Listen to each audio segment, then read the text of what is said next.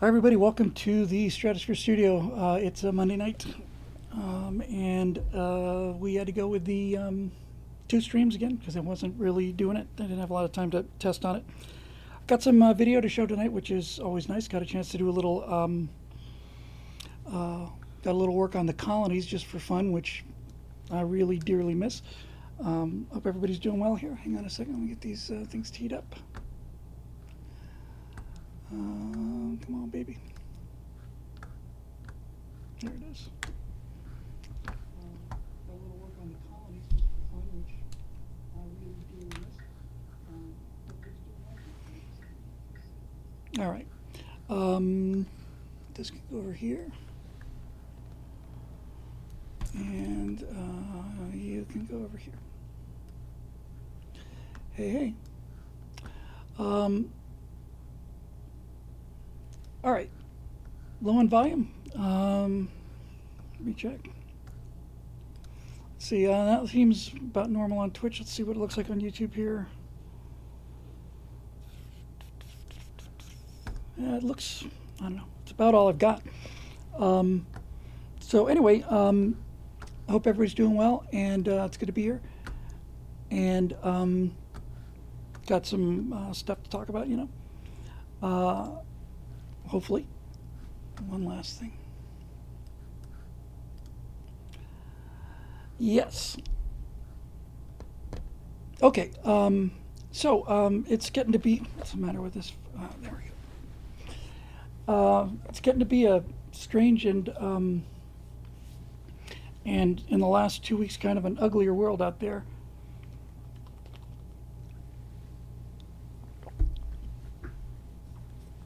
Uglier on our side, and I don't. It's just it's heartbreaking. Is what it is. I can't help but think it's almost can't help but think it's intentional. We've had the most amazing political victory in 100 years, if not in the history of the country. Donald Trump is out there kicking butt and immigration and Secretary of War and physical fitness and getting trans out of the military, all of this stuff, and everything is happening great, but I don't know, man. I have just seen some real ugliness on our side of the fence, and I'm just not going to mince words here. It's coming from primarily from Candace Owens and Tucker Carlson, who used to at least be reliable, make America great again, conservatives, and then of course you got guys like Nick Fuentes who are just rolling in it, just absolutely rolling in it, and it's gotta it's gotta stop, and it's it's a difficult thing to have to deal with, because when you combine the amount of viewership that Carlson and Candace Owens have, it's a massive army out there. I don't think you can just go charging into that directly, but the there is a lot of real just ugliness and hate out there that doesn't represent what I consider conservatism or MAGA to be, and it's honestly it's getting so bad that it comes a point when somebody's gonna have to put a marker down and just say, this is not us, this is not what we represent, and I'm gonna have to do that, I think, in the not too distant future.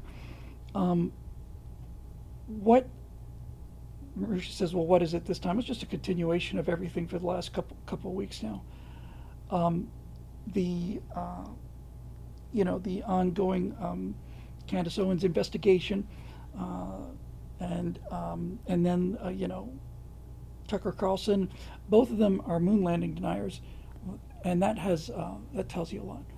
One of the things that a friend of mine said to me is that when you do things like deny the moon landing and other great American achievements, it's no different than the left pulling down statues. It's no different than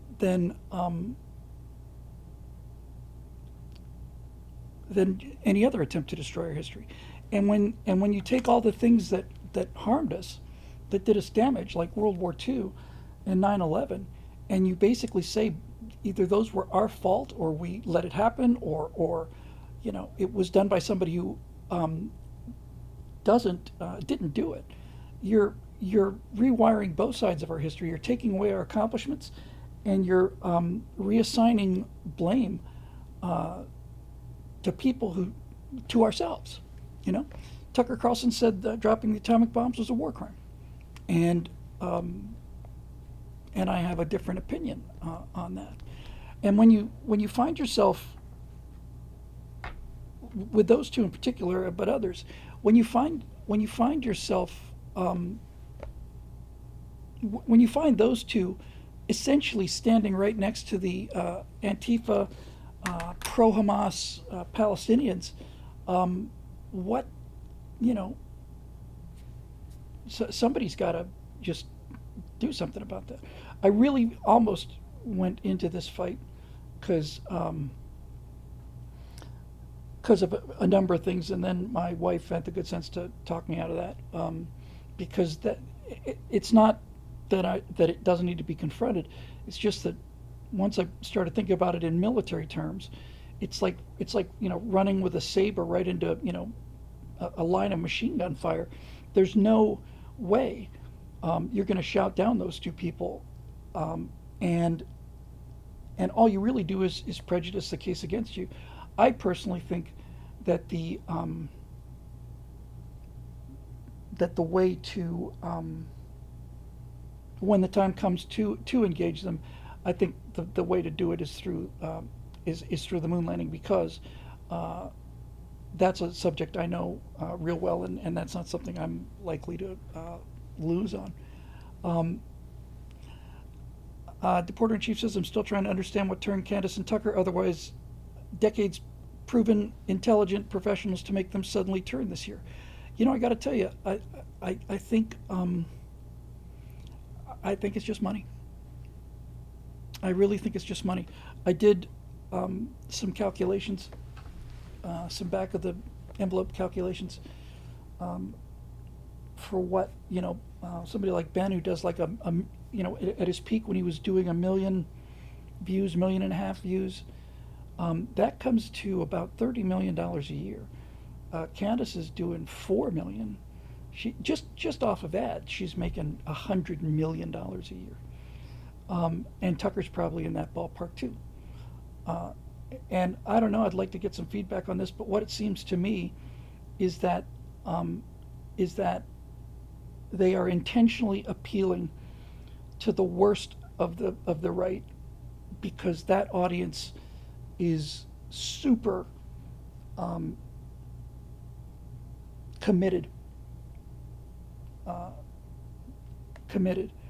Luke Satcher says Mark Dice thinks that Candace has lost her mind. Mark Dice has had some pretty big beefs with the whole Israel thing too. But honestly, it's really concerning me a lot, and I think Mark Dice is. I have a much higher opinion of Mark Dice than the other two.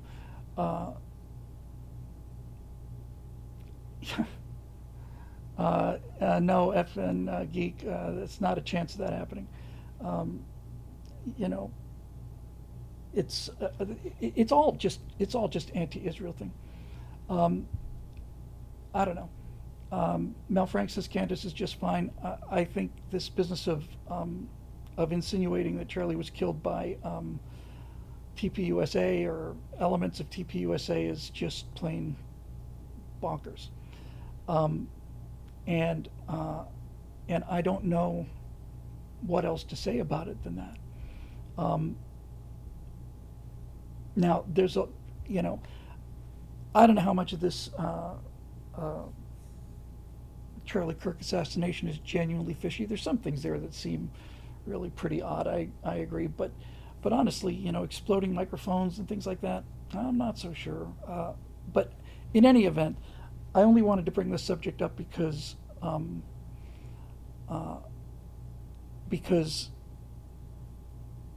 it's going to be uh, my position to be something of a lighthouse, and it's a tough thing to walk because um, because what I want to represent, what I want to stand for is truth, reason, and sanity.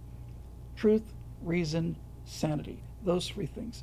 And so you would think that my positions on these conspiracy things tend to be on the side of the official story, but they're certainly not always on the side of the official story.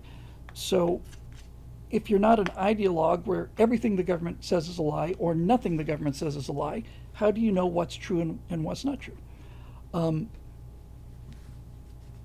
that's the challenge, right? Thank you, Roadrunner.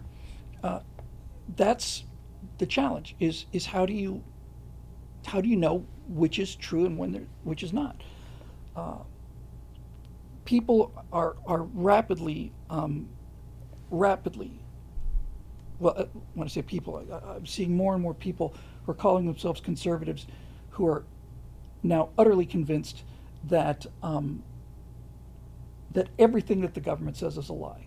And my position on this is we changed the government. We threw out the government and we got a new government.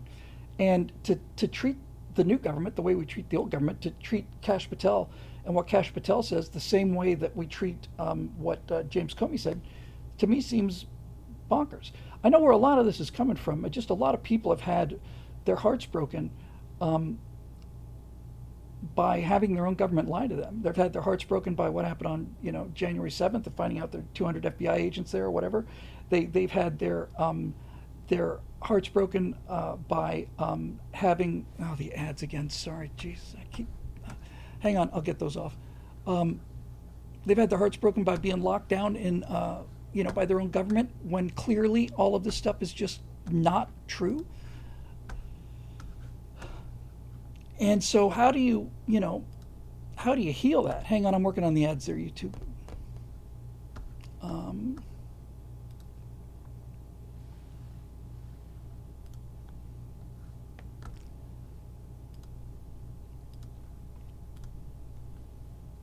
there we go.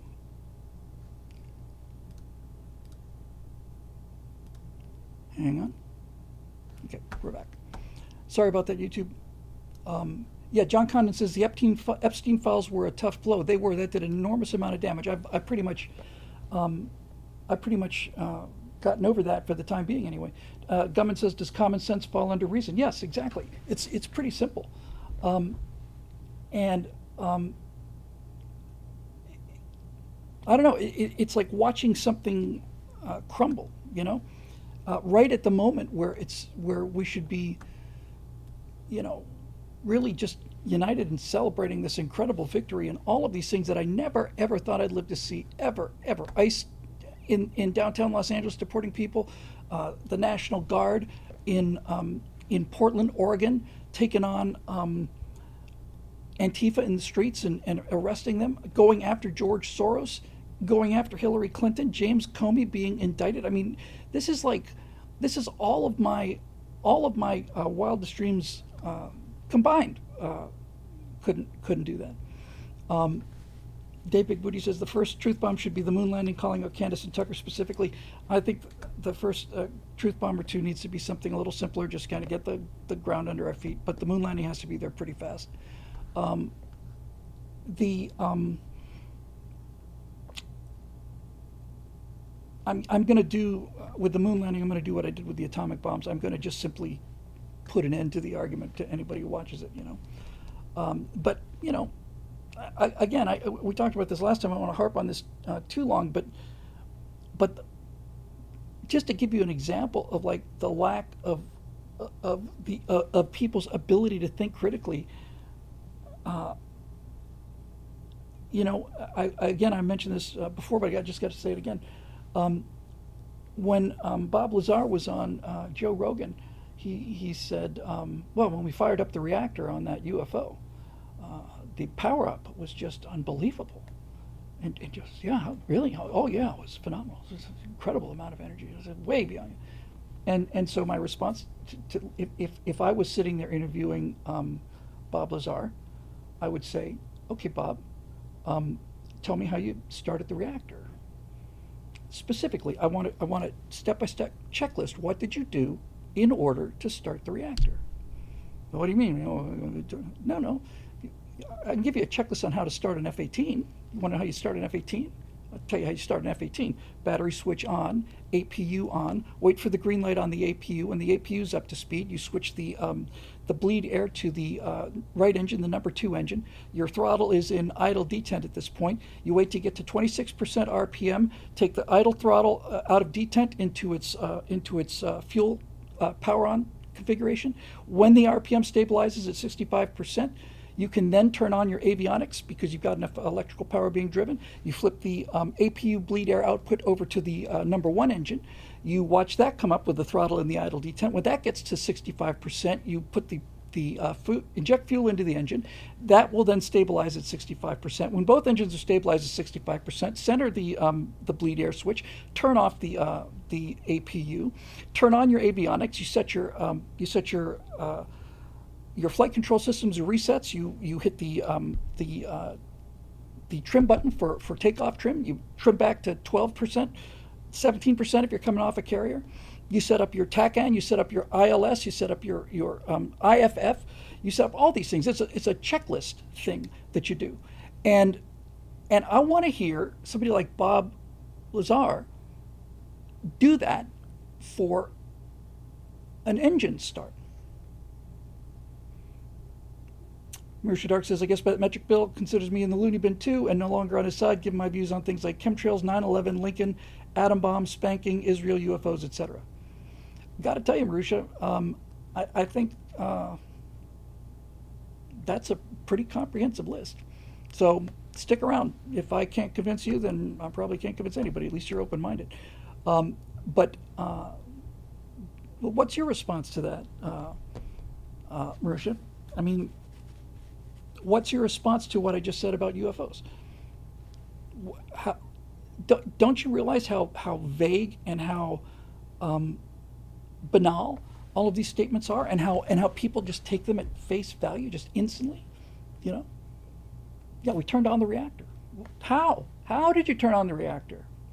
If you're out here saying you turned on the reactor, you're not. If you're out here breaking the security, then how did you do it? Bill, in cases where we're never going to know the real answer, I weigh things in terms of probability and ask myself, how would I feel if it turns out I was wrong about X? You could apply that to these various conspiracies, to Israel, atom bomb, anything really. No, you can't. Because that is to surrender the idea that these things are knowable. If you basically say, well, what if it turns out it's true, and therefore, how am I to judge? Then you've achieved nothing, and you know nothing about the world. You've all of the accumulated knowledge of the history of the human race has become irrelevant. And if your opinion is that you, since I don't know, since I could be the other way around, then how can you know anything? The argument for the atomic bombs is pretty clear. The argument for UFOs is not so clear, but when you get to the advocates of it, you have to ask yourself that if these people are the best evidence that you've got, why is their information so consistently banal and indistinct and unfocused and unprovable? This is the thing. I mean, I want to find a bio mechanical expert and have him estimate what the heads of these gray aliens must weigh, and then look at the diameter of their neck and see if their neck is strong enough to hold up their head in a 1G field. Because the the modern UFOs, the grays, are essentially no different than the Martians that we were talking about in the 1920s and 30s. You know, these big-headed creatures with kind of these glassy eyes and tiny little mouths. You know, they all look. What was that guy? Was it who was that little Martian that they added to the final season of the Flintstones? Just when it was just obviously they're just dying, they're looking for something. Who was it? Kazoo or Kazam or something? You know that little dude with the big head, little mouth, and the great Kazoo. Kazoo was Kazoo. Yeah.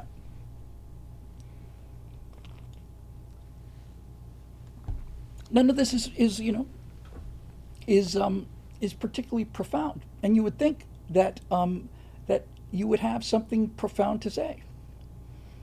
But they don't. And when you get and the names of them, the Arcturans and the Regulans and the Nordics and the all of this stuff. It's like, really, the Pleiadians. Honestly, okay. Scott Adams talked about this in terms of the documentary effect, wherein the only side you're going to know is to get both sides in the same. The only way you're going to know is to get both sides in the same room together. This is why I keep insisting you use your platform to interview these people. Well, I've been in the same room with these people, and I've watched them just continually retreat. But this is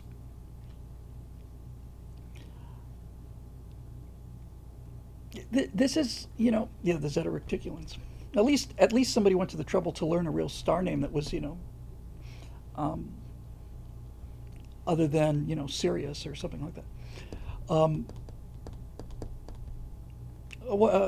Deep says, on a serious note, though, Bill, what do you think of the ancient cataclysm theory as put forth by Randall Carlson? I actually think there's a lot of evidence for that. That doesn't violate any of the massive probability issues that like aliens and UFOs have. I think there's good solid evidence for it, and we have a lot of we certainly have evidence of extinctions from asteroid or comet impacts. So we know those happened, and if one hit the ocean, which we are not really aware of, other than this one, then all of a sudden this stuff makes sense. Most of the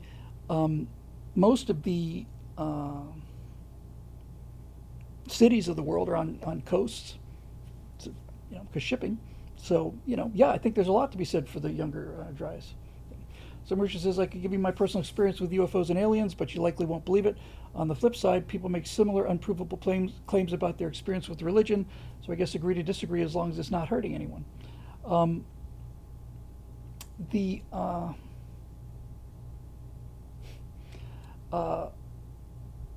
Really, John Ogilvy says that Candace thinks that dinosaurs are a hoax. This is the problem, guys. This genuinely scares me, okay? This genuinely really scares me. It's not that the left is idiotic and destructive and hateful and all of that. It scares me when our team or people who claim to be on our team are saying things like that.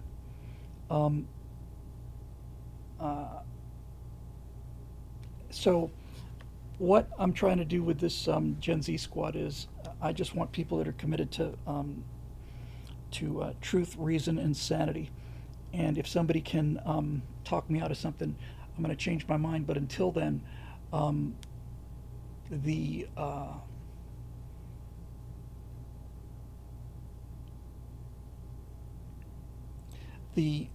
amount of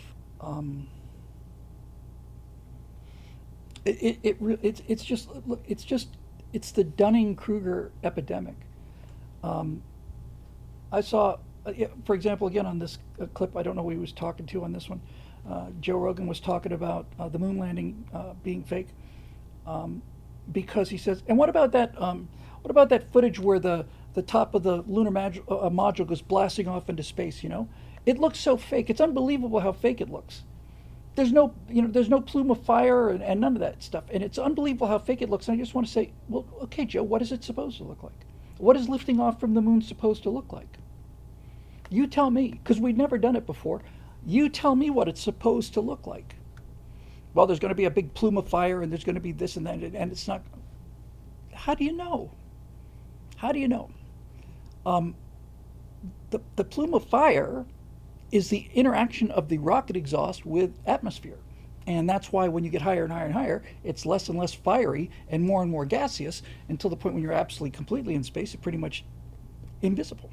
And this is an interesting point for the moon landing thing, because everybody talks about Stanley Kubrick um, uh, having faked the moon landing.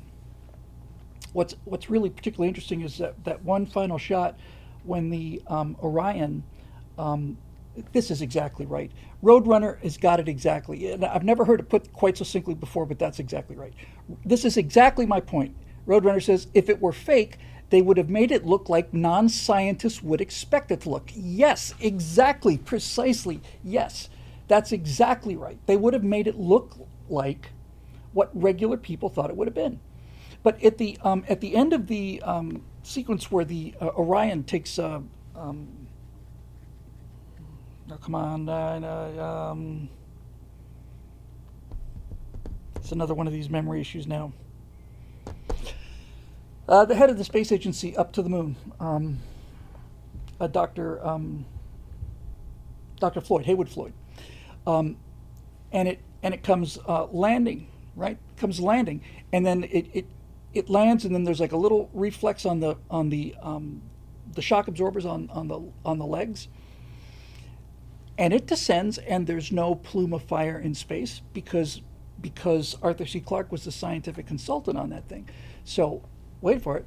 So the Orion coming down without a plume of fire is exactly right, but this is a big point. But when you look at the thing landing, it touches down and this plume of dust comes up. And that's exactly what you would expect to see, but that's not what you see, because there is a vacuum on the moon. And no one had seen dust behave like water before. So I just put all these things together in a giant line. I'm gonna just pound them out. And there, Kubrick's view of the moon was incorrect. He thought the moon would be rocky and really kind of severe mountains. No, they're rounded and smooth and so on. So it's just very frustrating. But this is the point, right? Is that you see these people talking about the Charlie Kirk thing, and they say, well, a bullet couldn't do that. It's like, how do you know? How do you know? There's no way that a bullet could, how do you know? He couldn't possibly have been shot from the front because that's an exit wound. How do you know?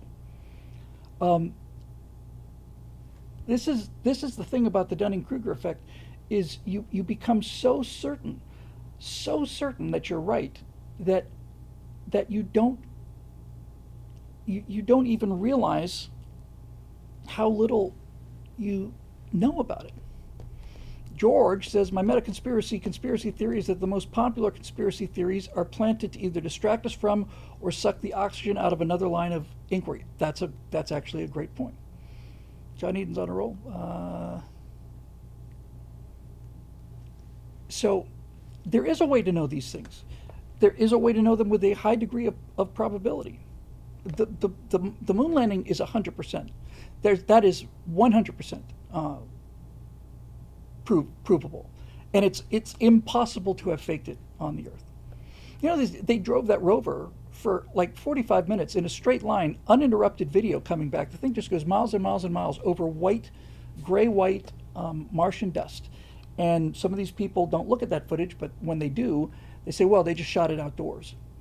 It's like, well, see, now you got a problem. Because if you're going to try and light something outdoors, the only light that's bright enough to light something right here and something that's 15 miles away is the sun. There is no light that will light those both equally. And this is the thing too, it's like, what about the shadows? Well, I could show you parallel parking lines, and then when you get to park your car, they look like this. But put that aside for a second. If you're going to light something large like that, you need multiple lights, which means you're going to get multiple shadows. multiple shadows. The Porter Chief is a terrible front row shot of Kirk's assassination at a frame showing the hole before the blood came out, 2-ish frames, and it was a clean, tiny hole, not what you'd expect from an exit wound. So all of this stuff, man, is just getting more and more traction. And people are getting more and more sure that nothing is real anymore. And that's the ultimate issue, right? It's nihilism. It's like nothing is real, nothing is true. You can't trust anything or anyone. And a society like that, especially a high trust society, will not survive long. So, truth, reason, and sanity, and that's what we got to work on. And the thing I need about the Gen Zers is I need people that are committed to that, right? They don't have to believe what I say, but they're going to have to show me where I'm wrong in such a way that makes me believe it. They got to be committed to it and be prepared to take the heat for it. I also don't know.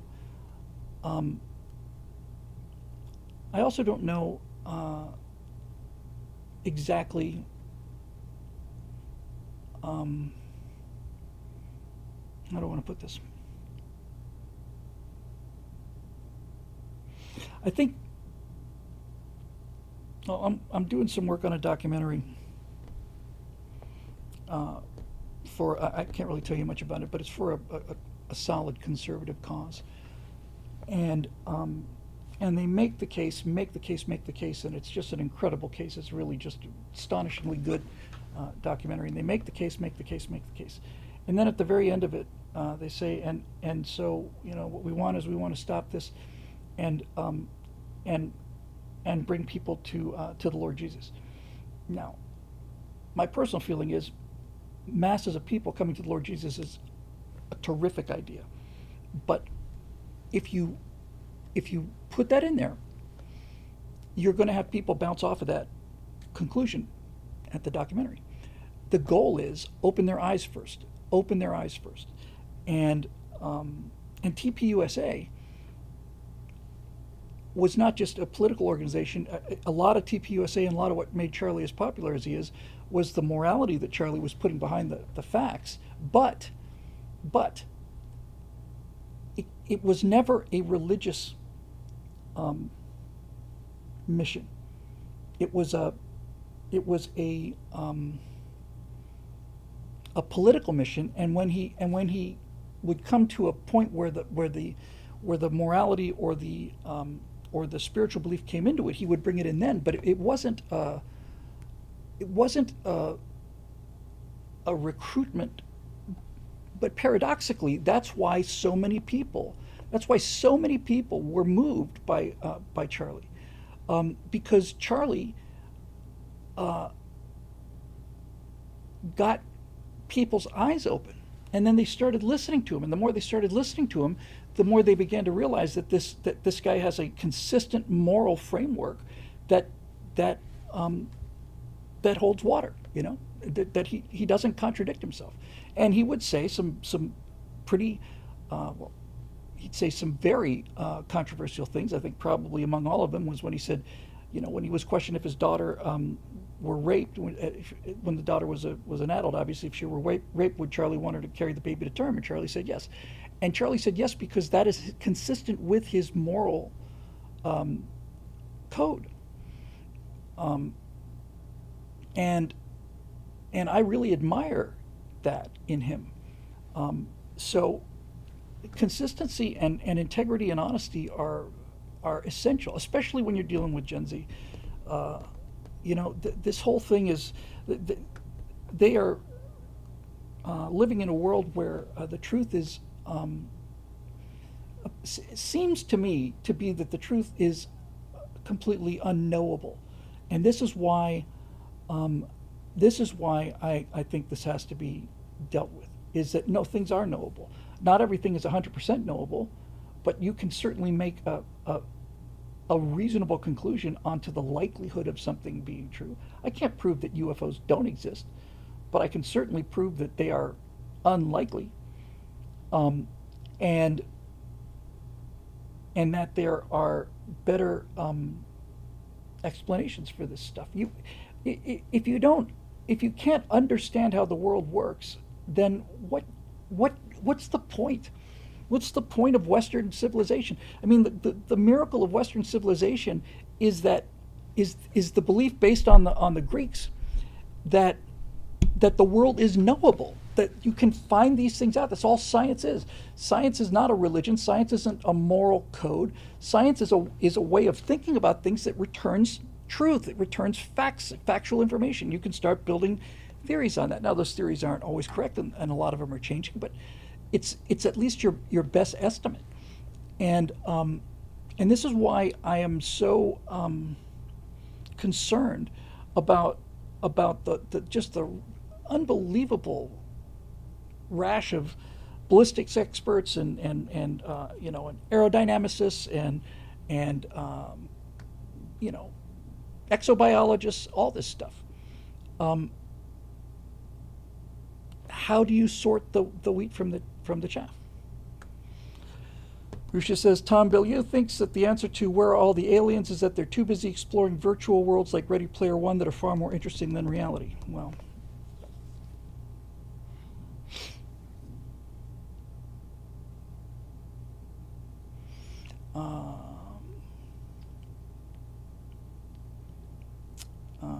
that's it's one explanation, I guess. I know Effin Geek AZ says, I didn't even know Charlie Kirk and I feel like I lost somebody. Yeah, because he was legit. He was, authentic. And he was unafraid of saying what he believed, even though knew he was going to get I don't know if he knew he was going to get a bullet for it. He knew he was going to get a face full of flack for it. So anyway, it's all, somebody's got to stand for truth, reason, and sanity. Because I know that these people are loud, and that most people who respond to these posts or comment on these posts are people who are invested in this, that most sane people either don't click on it or don't respond to it. I certainly don't respond to anything that I see there. But watching people just going down this path, that Charlie's Israeli security team had him bumped because he was about to change direction or something like that. I mean, man, that road does not end in a good place. And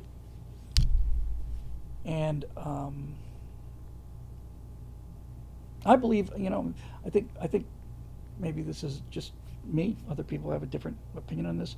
But if I had to pick, I'd rather be too naive than too cynical, because I think that's the essence of what America is. I think America is an optimistic place of, I think it's a land of dreams. I think it is a land of dreams, imagination, possibilities, decency, friendship, trust. All of these things are on the naive side of the fulcrum, and places like the Soviet Union are on the cynical side of the fulcrum. I don't want to be on that side. I'd rather be proven wrong for trusting people than go through life trusting nobody and thinking that everything was a con or a scam or a hoax. I think that's a miserable way to live and extremely un-American. I don't see how anything good comes out of that. Cygnus X1, a cool name. I really don't trust. I just try to gather as much verifiable information, e.g. audio, video, real-time recording as possible, and make my decision. As new info comes in, my decision may change. Perfect. That's precisely how I feel. That's exactly right. Let's see. Ace Effendi says, did you notice that these grifters lost a close friend to a bullet, and their first and repeated response was to desperately make it all about Israel? Yeah, I think that's really almost it, to be honest with you, Ace Effendi. I think what happened was, within 2 or 3 days after Charlie's assassination, when they saw the effect that he had on the world, I don't think they decided to make it about Israel. I think they decided to make it about themselves. That's what I think. I think they saw this enormous vacuum just open up, and to some degree I'm doing that too, but I'm not I'm not trying to move into Charlie's space. I'm trying to talk to the people that Charlie's eyes have opened. Um, but I mean, I don't know how I'll just come out and say this because I can't think of a clean way to say it, and I don't want to censor myself. When I saw that when I saw that motorcade of 200 police motorcycles um, in Arizona, I looked at that and I was envious. I wasn't jealous. I wasn't like he doesn't deserve it. He absolutely deserves it. And I'm not saying I want to pay the price he paid, but I looked at that, and since I'm in this line of work, I thought, my God, man, you want to talk about impact and reach, you know? That is a lifetime of that is a life well lived to have that kind of effect where people are holding up your signs. Um, in Australia and stuff, I just looked at that and thought, my God, you know, my God. Um, but I think I know for I feel certain that Candace is exactly that's entirely her motive, because she was saying, "Oh, Charlie was shot, 48 hours before announcing that I was going to come back and we were going to appear together on stage," and I thought, okay, well, you know, Candace, if that's true that you and Charlie had this you know big reunion planned, um, then why didn't it happen? Uh, why didn't TPUSA reach out to you, and why didn't they? I don't even think they invited her to the memorial event. Um, these things are sus, man. They're kind of sus. Um, so, you know, um, and the worst of it is that it's really a shame because both of them uh, really did a lot of good, a lot of good, and I think they're just going for where the money is. Uh, I missed a super chat earlier. Let me just take this one because it's great. Legalize Adulthood. What an awesome screen name.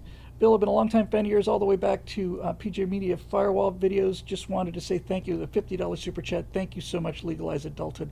That's an awesome name. Let me just see the one I missed because I know I missed one.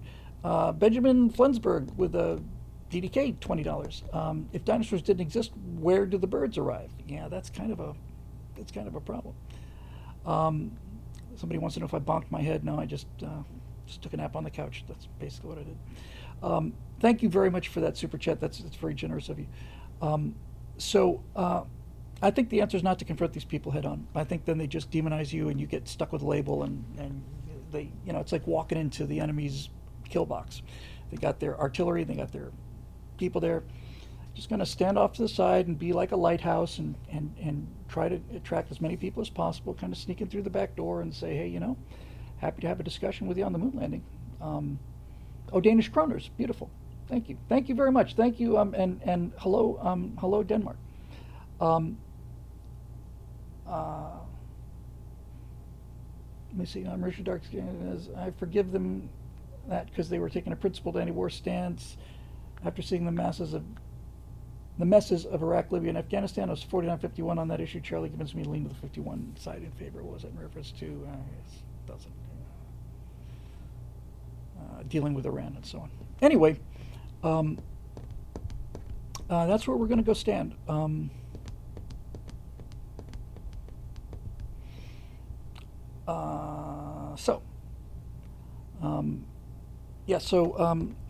We're just gonna have to make that the Academy motto, and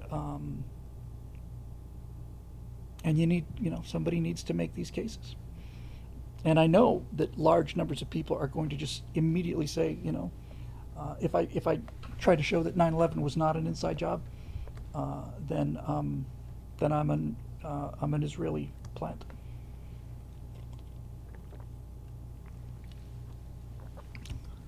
All that stuff. But we'll see. Thank you very much, John Ogilvie. Means a lot to me. So we got to get started on that. All right, I got some stuff to show you. I had a chance to take a couple hours free in there somewhere while I was rendering something or uploading something like that. And I did some work on the colonies. Can you imagine? One last thing, Deporter-in-Chief says, as much as I want to meet aliens, and I really do, I'm far more interested in understanding how we went from stardust to sentient life. This is the other thing, too, that needs to be said at virtually every one of these videos is, listen, I really don't know if there's anybody in the world who would rather have this be true than me. You know? Nobody would rather, that I know of, would have a more emotional investment in having proof that faster than light travel is possible and in fact can fit in something the size of a Volkswagen van. That would be just a dream come true for me. And the idea of talking to an alien civilization that had things to actually say that were important and beyond our understanding, or at least beyond our immediate comprehension, that would be wonderful.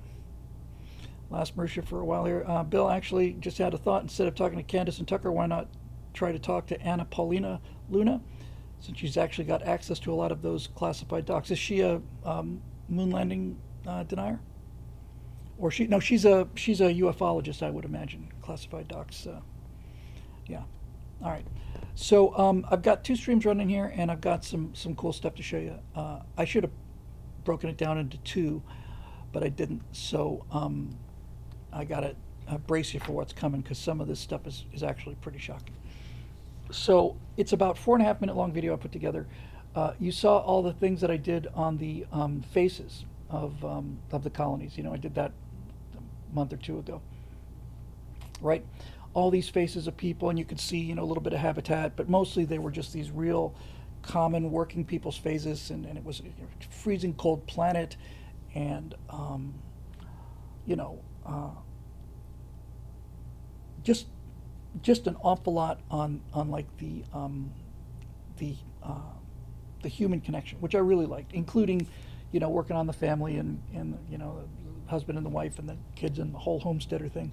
I've been trying to do the space stuff with AI, and it just doesn't work. That's going to have to be done with Blender, which is fine, because Blender's really good at hard, you know, solid hard objects. But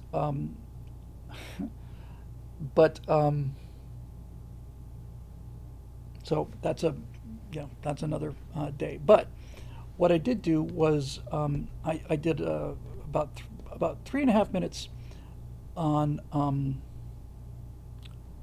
4 minutes on what this world of the colonies looks like in terms of habitats. It's not about people this time. It's like exteriors of buildings, to give you just a feel. Now, my problem with it is they all look kind of AI. I got to dial that in just right. And we don't have it yet, but we are going to have consistency on these shapes. That is rapidly approaching all the time, getting closer and closer to that, and that's the holy grail of AI video as I get it now, is the idea of being able to have a person or an object rotate through 360 degrees and have it be perfect. So what I'm about to show you is about 4 minutes of exteriors, which I think look really cool. Didn't put any music underneath it this time, but I think they look great.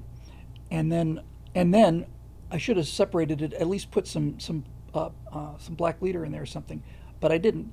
So the second thing you're going to see, which lasts about, I don't know, 30, 40 seconds, is my aliens for the colonies. Now, you got to stay with me on this, and you got to remember this, because you're going to see 3 or 4 minutes of exteriors, and then there's going to be a cut to something, and you're going to freak out. I realized a long time ago, since I want to keep this as far away from magic as possible, that the only aliens that we could encounter that would have approximately our tech level, the way that the Romulans and the Klingons and the Federation all have the same tech level, the only aliens that we would find, in fact, I'm not entirely sure there's any aliens at all, but I'm pretty sure there aren't any nearby. So how do I do aliens in this? Well, I'm going to have non-human aliens that are not going to be technological, and they're going to be really unusual looking and really cool, and you've never seen anything like them before. But what I decided to do was to render some of my in-universe spacefaring aliens, and what they uh, are a subset of transhumans. And there is a sci-fi novel called the Chemically Pure Warriors, and it was about these essentially like these space marines, but they've grown up. Their entire existence takes place inside, habitats. So there is no bacteria, there's no germs, nothing. And so what I decided to do was to make transhumans. Yes, transhumans in space. Uh, make them make them play with genetic manipulation, so that instead of making the environment adapt to them, they adapted to their environment. These are creatures that not only do not go out and walk on the surface of a planet, um, they have no desire to go out and work on the surface of a planet. They have changed their physiology and their psychology in order to be perfectly happy at home inside pressurized tubes, which is not the way that the homesteading group goes. But I haven't really given a whole lot of thought of how these guys are going to interact, but I did give some thought about this. So what you're about to see, and they really, really disturbing looking, really disturbing looking. Um, but what makes them so compelling is, I think, with maybe one exception, all of them have very human eyes, and that's what brings the humanity in there. So you're going to see 3 or 4 minutes of habitats, and then you're going to see um, sort of a sub race of humanity that has decided to play around with its own DNA, and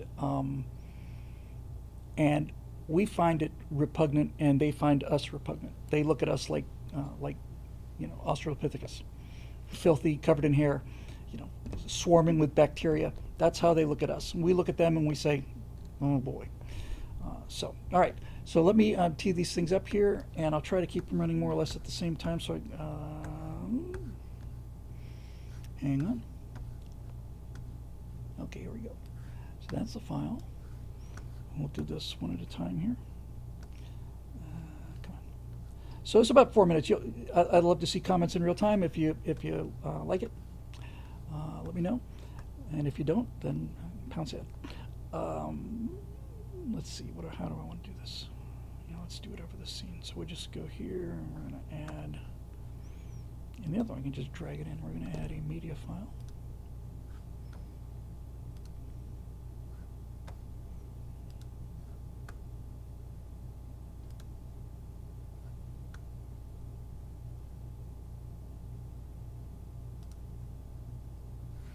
Okay. I'm going to try and make these both go pretty much at the same time. Y'all ready? All right. Like I said, love to see your comments in real time, because then I can kind of judge, how these things are working here. Where did that go? Come on. All right. Ready? All right. Here we go.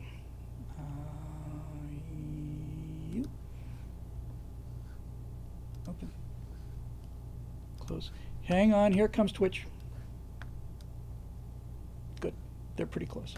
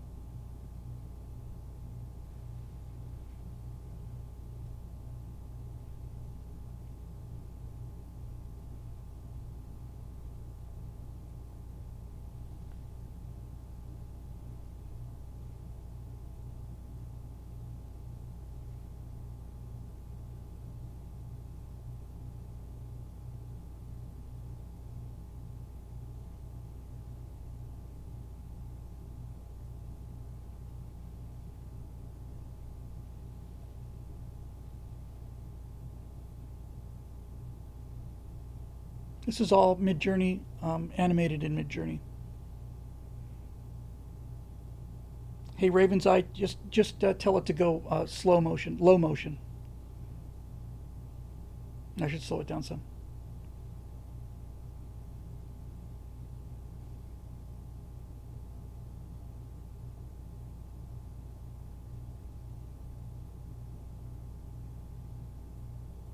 Yeah, I can definitely do some post processing to this, put some grain on there and some contrast and some noise, make it look less computery. But it gives you a sense, you know, it gives you a sense of what it's like on this world. It's a cold place. I actually like that white shot with the frozen ocean in the distance there. That's really cool. And that shot there is fantastic. Okay, we're getting close to the shock cut.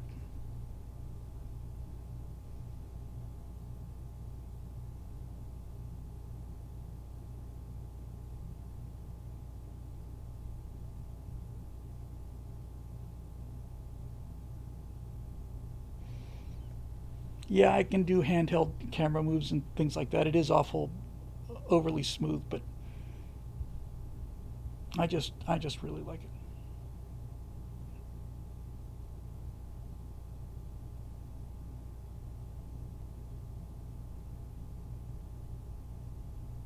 Yes, they're colonists. They all have families. We get to know a lot of them personally.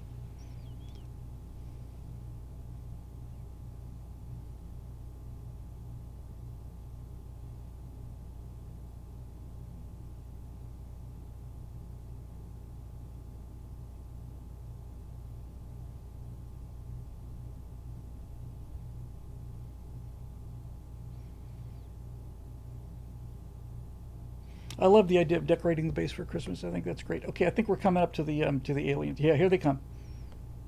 The transhumans.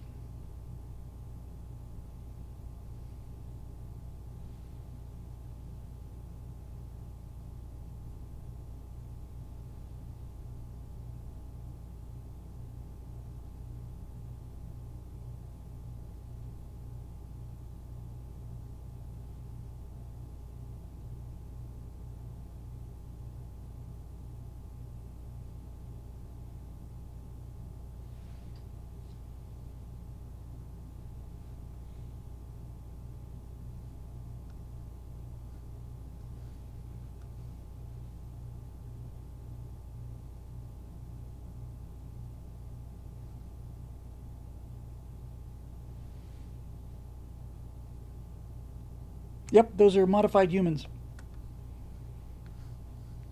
Yeah, one of them looks like the dorkfish.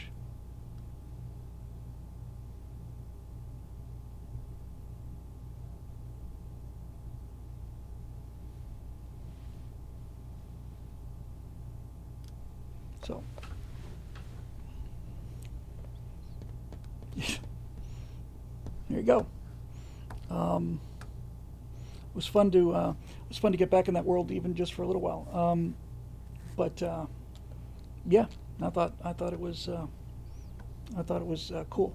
And then I can do things that are more transitory. You know, not so far apart. That would be as far away as they would be. Could do one, you know, where there's one that's much more human looking, or one that's, you know, got a little more humanity in it. But in any event, so Infidel says, what are they modified for? They have well, first of all, they got bigger brains, and they don't have skin on their faces and stuff because it's redundant.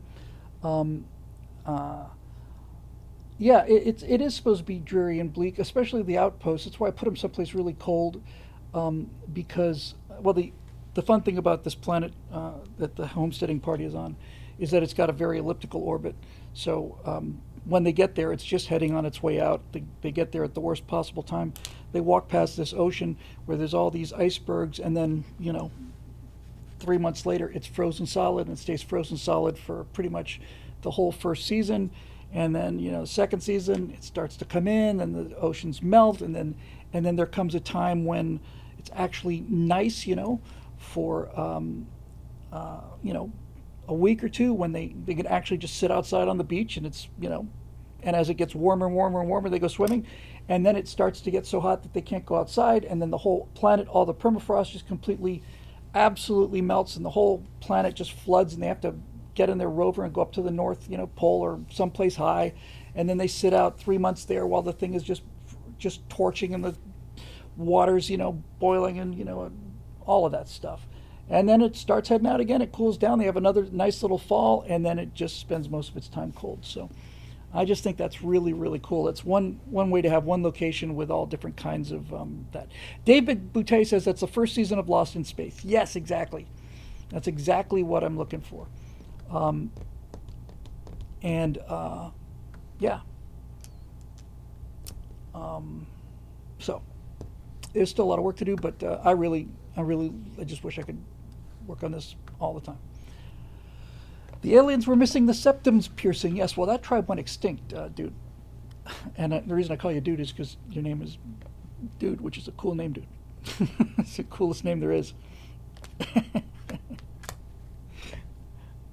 I think I think if my name was Dude McMahon, I would do nothing but just sit around the house in a robe and pajamas, and I would just abide and admire the carpet because it really ties the room together. Which says the outpost needs a more human touch. Show to day life, garbage, snowmen, graffiti, kids playing sports, someone drinking a beer. Yes, and signage. One of the things, this is a subtle distinction, but AI cannot do letters. It doesn't see letters as letters. It sees them as squiggly shapes. But the good news is I can go into Photoshop and essentially put decals on it in Photoshop. I need a really good Photoshop guy to be able to get those things just right. But when you put the decals on it in Photoshop, then you animate that, then the letters will be perfect. So yeah, I love Christmas tree lights idea. I think that's a great idea. I might actually do that just tonight, just for fun, is just to take one of those habitats and just put a Christmas tree outside and a big bonfire maybe, and just drape Christmas tree lights over it. I love it. I think it's awesome. Yeah, well, it's like your opinion, man. I love Big Lebowski. I love it. I love that movie. Okay, so moving on. Let's get some questions done here. Personal transportation, says Don Vickery. I tried doing rovers, and rovers don't really work well in AI, but I'm going to have to figure out how to do it. I don't know how to solve that problem yet. What I'm waiting for, and I haven't seen yet, Busted Half Nickel Swamp says, hey Bill, why haven't aliens visited our solar system? They looked at the reviews and we only got 1 star. Well played, sir. One of the, so the rovers, all of the hard surface stuff, probably like the HABs, because these HABs have an AI look to them. So things like the HABs and cranes and things like that.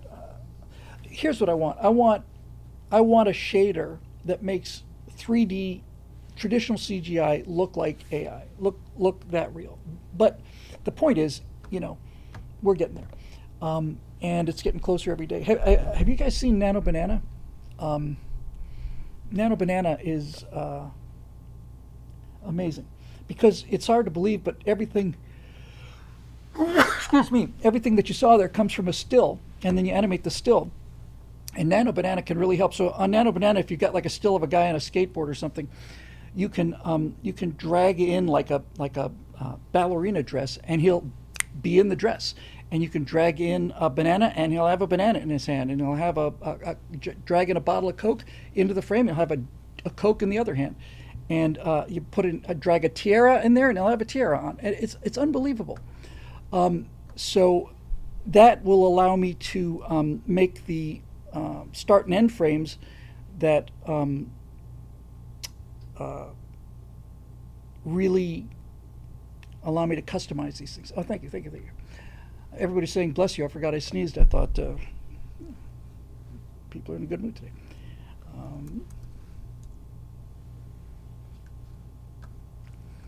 Site is working a lot better now.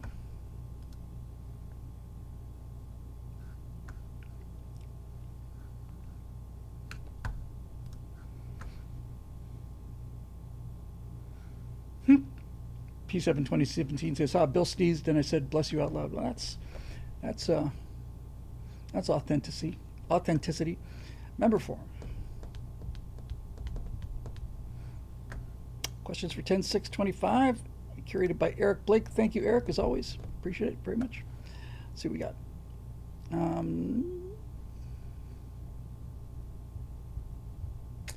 We got a Marusha Dark, we got an Ian Nolan, we got an Eric Blake, we got a Marusha Dark, we got a Mark McConnell, got a Capital G Geek, got a Braden Higby, we got a David Newland, we got a Roadrunner. Okay, we do those.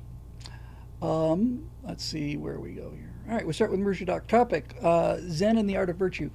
Bill, I've been listening to a lot of Alan Watts lately. I listened to a lot of Alan Watts when I first got to Los Angeles when I first got here in '88, and I was in the limo for about 3 or 4 years, and I listened to him on Pacifica Radio, and I hadn't been. 9/11 woke me up, but my dad's interment at Arlington.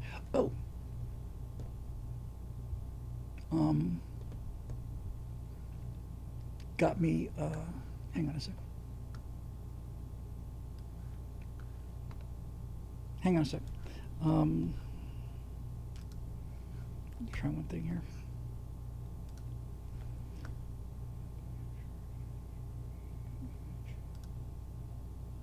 Hang on.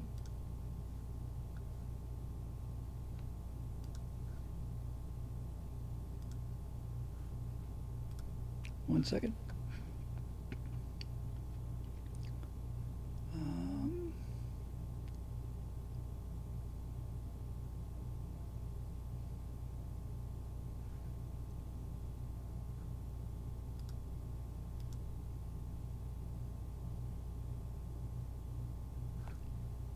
Okay, hang on a minute. Just give me 1 second here. I'll do it later. Sorry, no worries. Never mind. Okay. Anyway, I listened to a lot of Alan Watts on Pacifica Radio, and I was so apolitical that I didn't realize that Pacifica Radio was essentially, just straight up communism, man. I listened to Pacifica Radio, and I listened to some PBS. There was a show that came out right around then. I'll get to your question. There was a show in town, came out on one of those two channels, and it was late at night on a Saturday, and it was called Music from the Heart of Space. And it was just all kinds of really cool space music, and I just loved that show. I really thought it was great. Yeah, Marusha says aliens would come to visit, but they got the message from Neil deGrasse Tyson that there's nothing to see here, and they turned themselves around and went on to Wally World. All right. Anyway, been listening to a lot of Alan Watts lately. Are you familiar with him and his teachings? Yes, most can be found on YouTube. He became famous for helping to bring Zen Buddhism to the West and was arguably the inspiration for Stan Lee's Doctor Strange. He even kind of looks like him. See attachment. Yeah, I remember Alan Watts. Yes, that's Alan Watts. He's got a very distinctive voice, very distinctive British voice. In an interview with Jordan Peterson, Jeremy once held up as an example of his religious tolerance the fact that he worked with 3 different sects of Christianity at his company. I remember feeling unimpressed by this at the time, thinking something to the effect of, talk to me when you're working with a Sikh, a Buddhist, a Jain, an atheist, and a Muslim all under one roof. Have you yourself looked into Eastern and non-standard religions as deeply as you have Western ones? Things like Hinduism, Taoism, Buddhism. I know enough about Taoism to say Taoism instead of Taoism. Buddhism, paganism, etc. Just like many people are missing a large portion of the picture if they only study the Abrahamic faiths, and most don't even go that deeply into just one of them. Yes, I have studied them. I got a good education. I went to the University of Florida right when colleges were at the cusp of not educating people. A number of people in the comments say that Jordan Peterson is very, very ill. Jordan Peterson has been,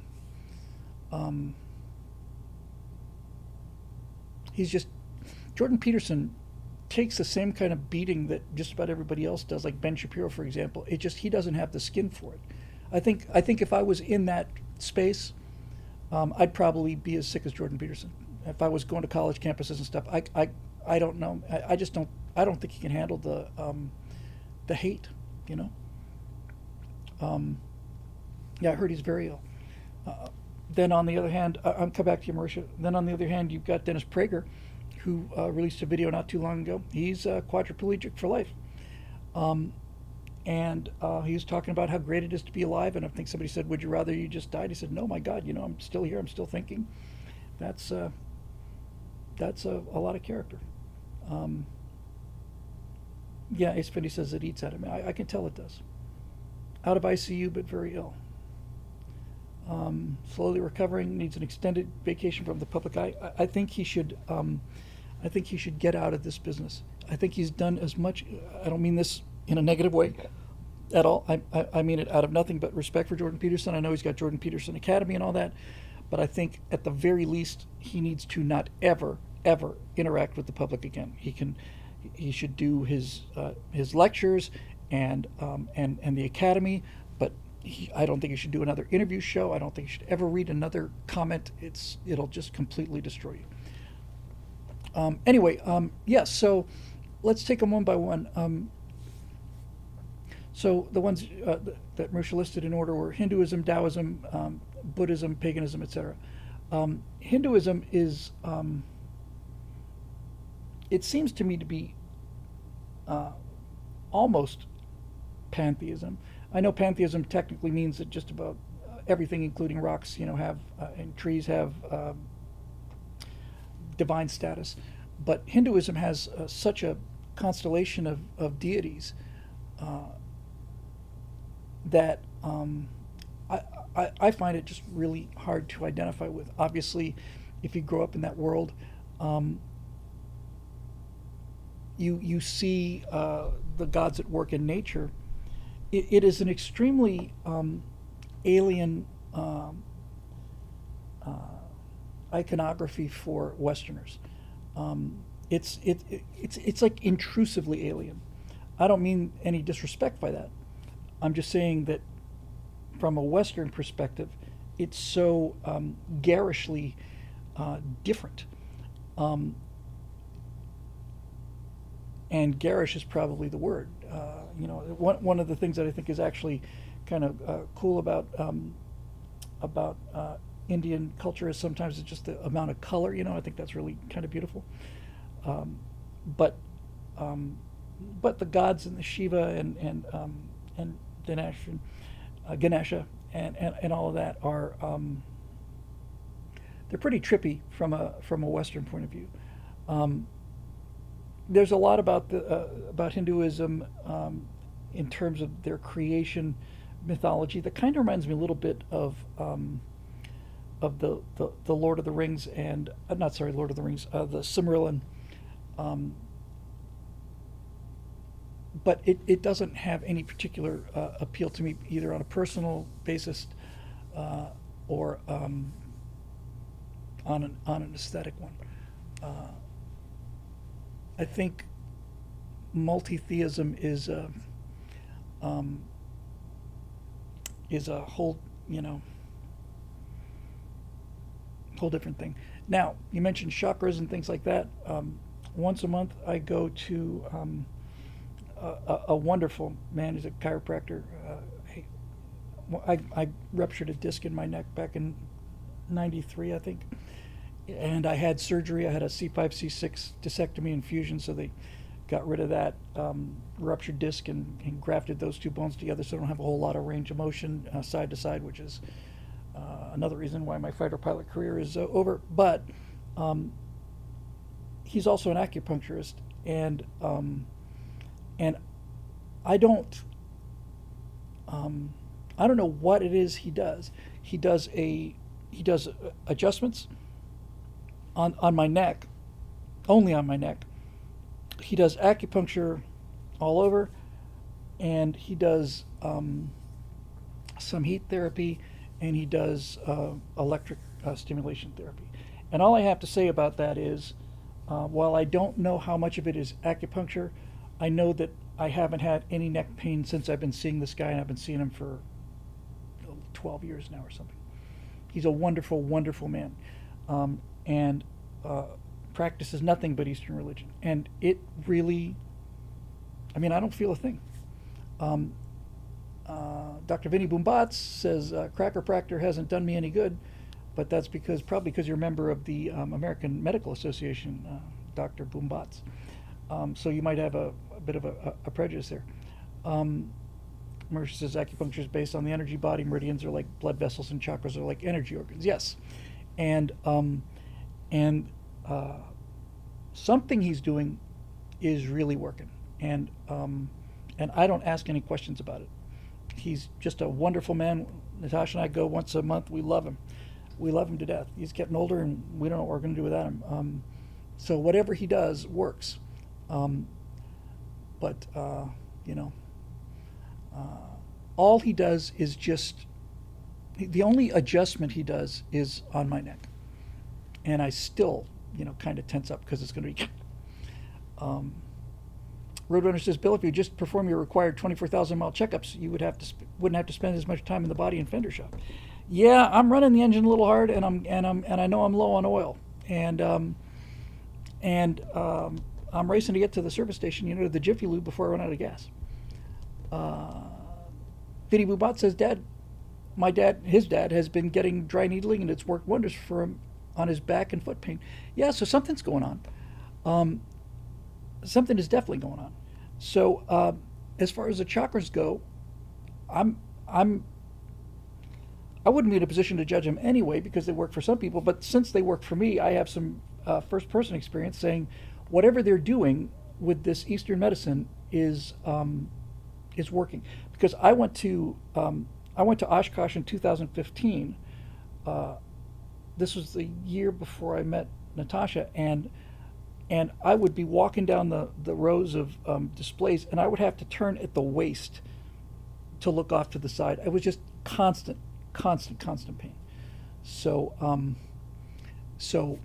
you know, Hinduism and Taoism and Buddhism both are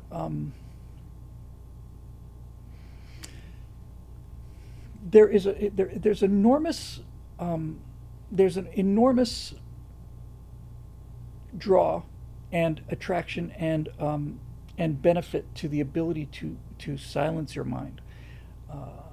I don't do a lot of meditation. Natasha does considerably more than I do. I don't meditate at all, but the ability to silence your mind is really, really useful. And this Buddhism idea of the abandonment of the self, and that nirvana is essentially, to my limited understanding of it, that nirvana consists of complete abandonment of the self. Not only do you not have any attachment to possessions, but you really don't even have any attachment to yourself. I know that there's, for a certain fact, that there is a state of awareness where you are aware, consciously aware of everything that you're doing, and you don't have emotional reactions. You don't have triggers or buttons because you are awake on some level that most of us are not awake during almost all the time.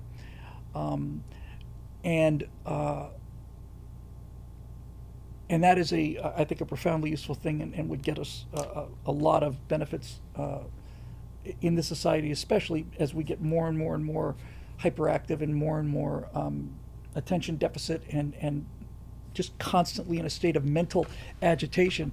I think the ability to just be able to shut it down and take a breath is extremely useful, and a profoundly different way of looking at things. Marisha says most people only meditate on the toilet and in the shower, and usually not consciously. I certainly know that in the shower I get some really great ideas, because that, again, it unlocks your subconscious by basically smothering your conscious mind in all of these wonderful warm sensations, and you can just kind of just sort of live in the moment and just let the water do its work, and you have tremendous insights. All my best ideas I seem to get in the shower or driving, because driving is long distance driving, as Dave Big Boutte will tell you if he's still here, is a very meditative experience. When I've gone on, trying to think the longest drive I would consistently do by myself in one shot would be probably about 15 hours, I think, from Miami to Philadelphia, somewhere around there, 14, 13 hours, something like that. And yeah, Dave says it can be hypnotic. Absolutely can be. And you can just, for long drives for me, they're like, oh my God, I've been on the road for 45 minutes and never going to get there. And the first 2 hours are kind of like that. And then you just kind of relax. And then the final 6 hours are they just flash. I remember so clearly when I was doing this once, I saw a sign that said Phoenix, 280 miles. I said, 80 miles, my God, we're going to be here forever. We're never going to get there. Next thing I know, we're there. It's weird how that works, and cool. Paganism is, I got to tell you, I think paganism is to me a lot more interesting and accessible than the multi-deism of Hinduism. Probably because paganism is Western, and the iconography of things like that feel, kind of more at home to me. Uh, you know, you're dealing in a lot of cases with deities that are in the shape of either forest animals or combinations of forest animals, and it's not it's not a an elephant god with 4 arms or however many arms Shiva has or whatever. But there is there's a lot of Westernism. There's a lot of paganism built into Westernism. Christianity was grafted on top of paganism in the West, and a lot of paganistic um, beliefs bled through. A Christmas tree, for example. Why? What does that tree have to do with Jesus? Nothing.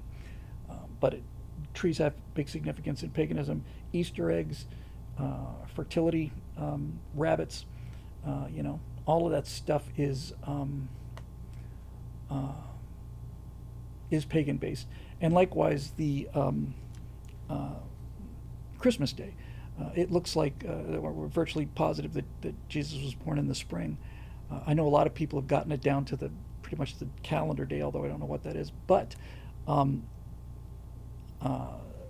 Christmas, December 25th, was basically grafted on top of a pagan holiday called the Saturnalia, which basically was the winter solstice, which is on the 21st of December.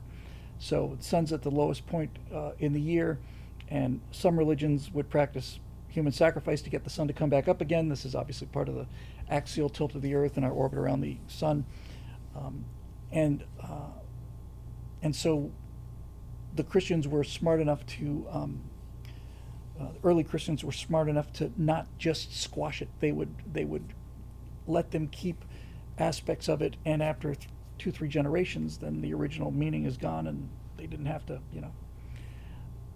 completely nuke the paganistic culture. They brought as much in as they could, theologically afford to bring in, I guess. But there's just something cool about the whole kind of Pan and forest sprites and trees and all of that stuff. I just think it's kind of cool. It does. I think that if you take the religious experience that most humans have some sort of sense of, and disperse it out into a number of gods, then none of it has the emotional power that monotheism does. I mean, it just seems to make sense to me. If you've got the Greeks had 25, maybe 30 deities, something like that, maybe less, but some religions have thousands, and it seems to me like, well, if you're a Roman, for example, and you if you wanted influence, you might make a prayer or sacrifice to Zeus. If you wanted success in battle, you would do it to 12 major deities. Figures. You would make a sacrifice to Mars or Ares. If it was love, you would do something for Venus or Aphrodite or whatever the case would be. And it seems to me that by taking like religious conviction and spreading it out over like 12 gods, none of them have power, the emotional power that monotheism does. Not even the mighty Zeus. So anyway, hopefully that answered some of it anyway. Moving on, Ian Nolan. This is where it all converges: politics, culture, pop culture, faith, whatever. 100,000 people live, 20 million live, 20 million broadcast, 100 million streamed. Did you watch the Charlie Kirk memorial? Tucker Carlson, the Secretary of State, and the Vice President all preached the gospel straight out, and thousands stood to accept it. It was the largest broadcast of the message of Christianity ever. Did you watch it? Could there be any doubt that the blood of martyrs is precious to God, and he will turn every tragedy to the glory of his name? I didn't watch it, Ian. I've seen clips of it. I think it was genuinely miraculous. I think that Charlie Kirk. I think that what Charlie Kirk did for the country morally is more important than what he did politically.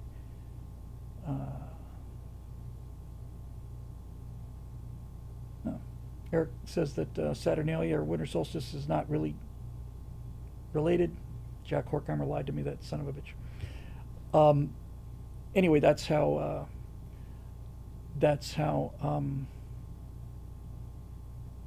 I heard it. Anyway, back here.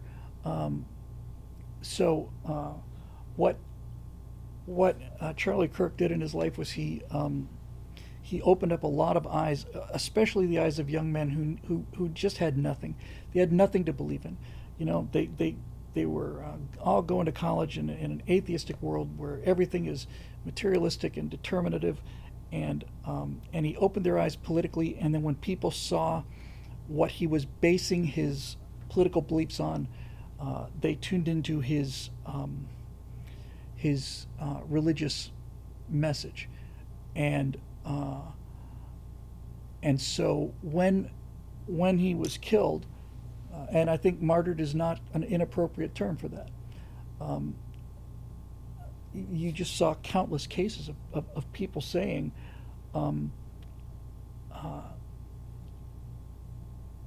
that for the first time in their life they've gone to church, or they haven't gone to church in 20 years. I saw one guy had never worn a suit before, and he's going to church for the first time, and he's going to be a better dad, you know, because of Charlie. I did a couple things actually because of Charlie in my life that I'm not going to get into, but I just decided, okay, that's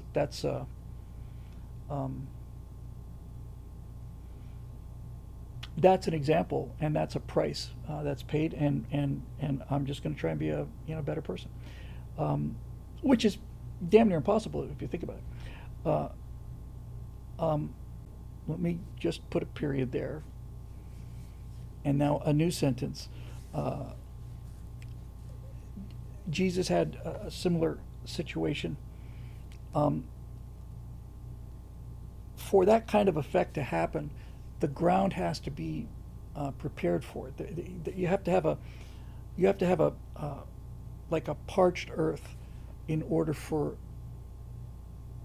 one seed and rain to have such an effect. And people in this society have been so we've been so despiritualized for so long that all of a sudden watching a man get killed before our eyes for his beliefs, which happen to be our beliefs. Hey, hang on a second, I'll get back to that. Wouldn't have happened in a less sterile environment. So he's amazing. I got more to come back to that. I just don't want to miss this. Our friend Mark Amink checked in. You may remember last week he was going in for heart surgery, and he's back. I said, you got to check in. We're depending on you. And he says, hey, Bill and friends, heart procedure went well, and I'm all good. Thanks so much for all the well wishes. Hooray! Hooray! Hooray! Congratulations, Mark Amink. We're awful glad to have you back, and that's really great. And Natasha asks, how's Natasha doing? She's actually hurting more now. The brace and everything are becoming, she's healing really, really well. Her incision is healing really well. The bones are healing well, But I think that when she went down so hard, she actually fractured both sides of her radius. I didn't notice that until I looked at the X-ray. She fractured both sides of her radius on her left hand and fractured her right elbow. And now that hurts, but not so much. It's all the soft tissue. It's the tendons and the muscles that took the elastic of the blow that's been really giving her a hard time. So those are slower to heal, I think, and so she's been dealing with a lot of pain now for 3 weeks. But she's just a complete soldier and just dealing with it like a champ. We went driving around the block yesterday. She loves to drive so much. She just loves it. She was just plain afraid of it for, and I'll come back to the question. She was just afraid of it for 7, 8 years, and then she just decided to do it. Just sat down and did it. And once she got her car, which is the car she always wanted, it was a quarter-mile away from us at a car dealership. It was just sitting there waiting for us. It was a miracle. In fact, I'll tell you just real quick, this kind of little mini miracles. I guess some people would refer to them as signs. So Natasha wanted like a mini SUV, something practical for photography equipment and all the rest of her stuff. And she learned how to drive, and she started out slow. I took her around the neighborhood at nighttime, at 1 o'clock in the morning, going around in the Bitchin' Camaro around this really quiet little neighborhood we have. So you can make lots of mistakes. But she was instantly on the brakes. The first time we went driving, I said, okay, get it up a little faster, honey. Let's get it up to 20, and then we're just going to go on for a while, and we'll talk, and then somewhere in that conversation, I'm going to say stop. And when I say stop, I want you to hit the brakes as quickly as you can. So anyway, we're talking, and well, I'm going to stop, and just instantly she was right on the brakes. So that was great. But anyway, she'd wanted this. She'd wanted to sit high, and she'd seen a car on the road that she just liked so much, and it was an Oldsmobile. Sorry, a Buick Encore, and she saw one. She said, it's so great. Can we look into that? I said, absolutely, honey. So so we went looking for a Buick Encore, and it turned out that there was a small little dealership right next to us, and we went down there, and there were two of them. One was silver and one was red. The silver one was a little less expensive. And I said, which one do you want? And she said, well, I don't know. One of them save money. I said, let me put it to you this way, honey. If you're driving along the road in the silver one and you saw the red one, would you want the red one? And she said, yeah. I said, well, then we'll get the red one. And she applied, got it all on her own credit, didn't have to co-sign anything. She saved up money for photography, put the down payment down. We drove out of there, and she loves her car so much. She just loves it so much. Absolutely loves it. And she hasn't been able to drive for 3 weeks now, something like that. But here's our little sign. We drove her back to our house. We're sitting in the driveway. She's just electric. She's just so happy, and I was so pleased about that, because I said to her, honey, I hope this works for you, because some Americans really fall in love with their cars, and she was just so excited about it. And we're sitting there, and we have a really nice. It's a small little backyard, but we really like it. It's got this huge eucalyptus tree back there, and we're sitting in the car, and all of a sudden we see something that we hadn't seen in the previous 8 years and have not seen since. This hawk came in out of nowhere, just dove out of the sky, flew right towards us, and then pulled up and flew right over the car, just like that. A little hawk. And I said, oh my God, honey, the Buick logo for years was a hawk. Was it a Skyhawk or? But it was a hawk. And there it was. Didn't see it since. So in any event, she was just over the moon by it, and that car has been real good to her and great. And yes, the sidewalk is doing well as well. So there you Anyway, back to see you later there, guys. Sorry about I'm sorry. There's a super chat from Lapco92. Is there something weird with your setup, Bill? Every stream, I get either a few lags or not right freeze on your screen. Only happens with you. It could be because we're sending out two streams at the same time.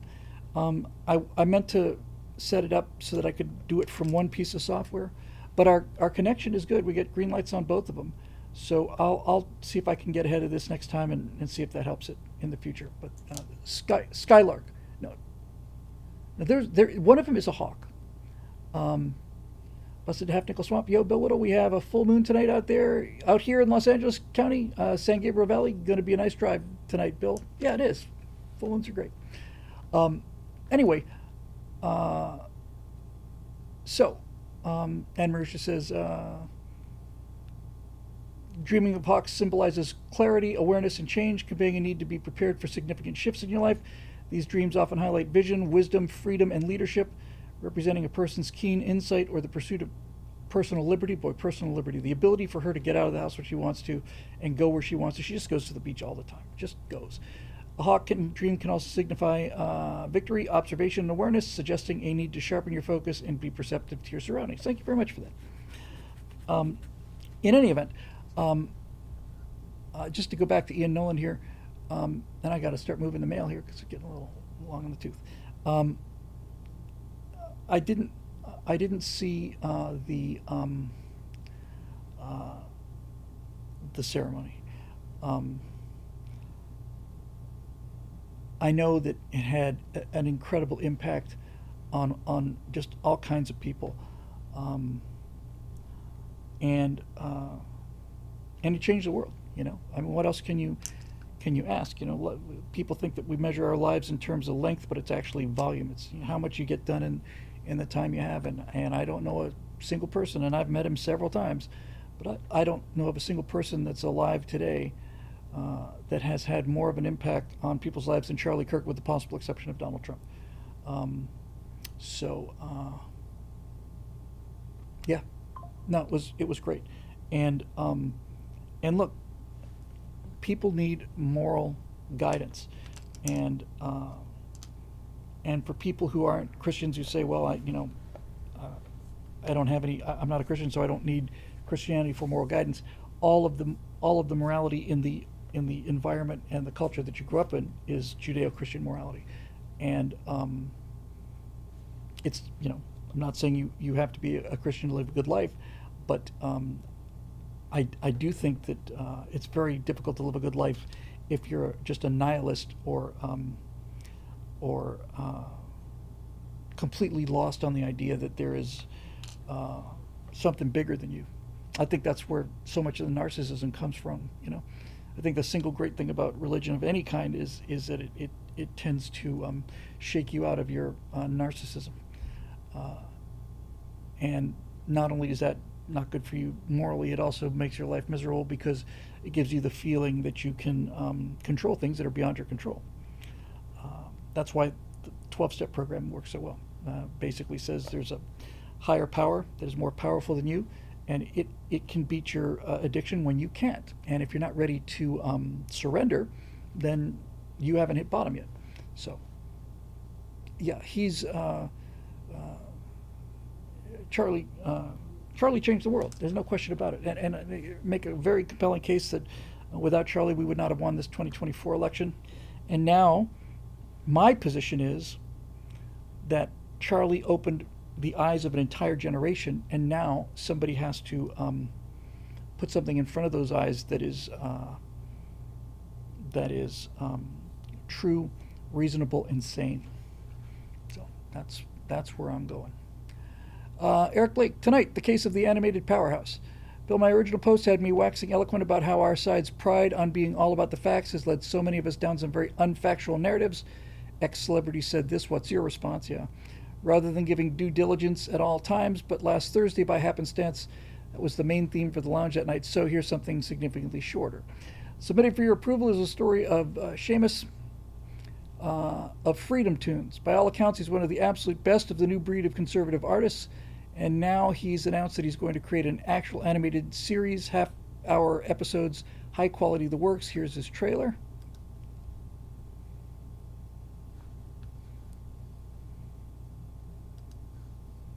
Okay.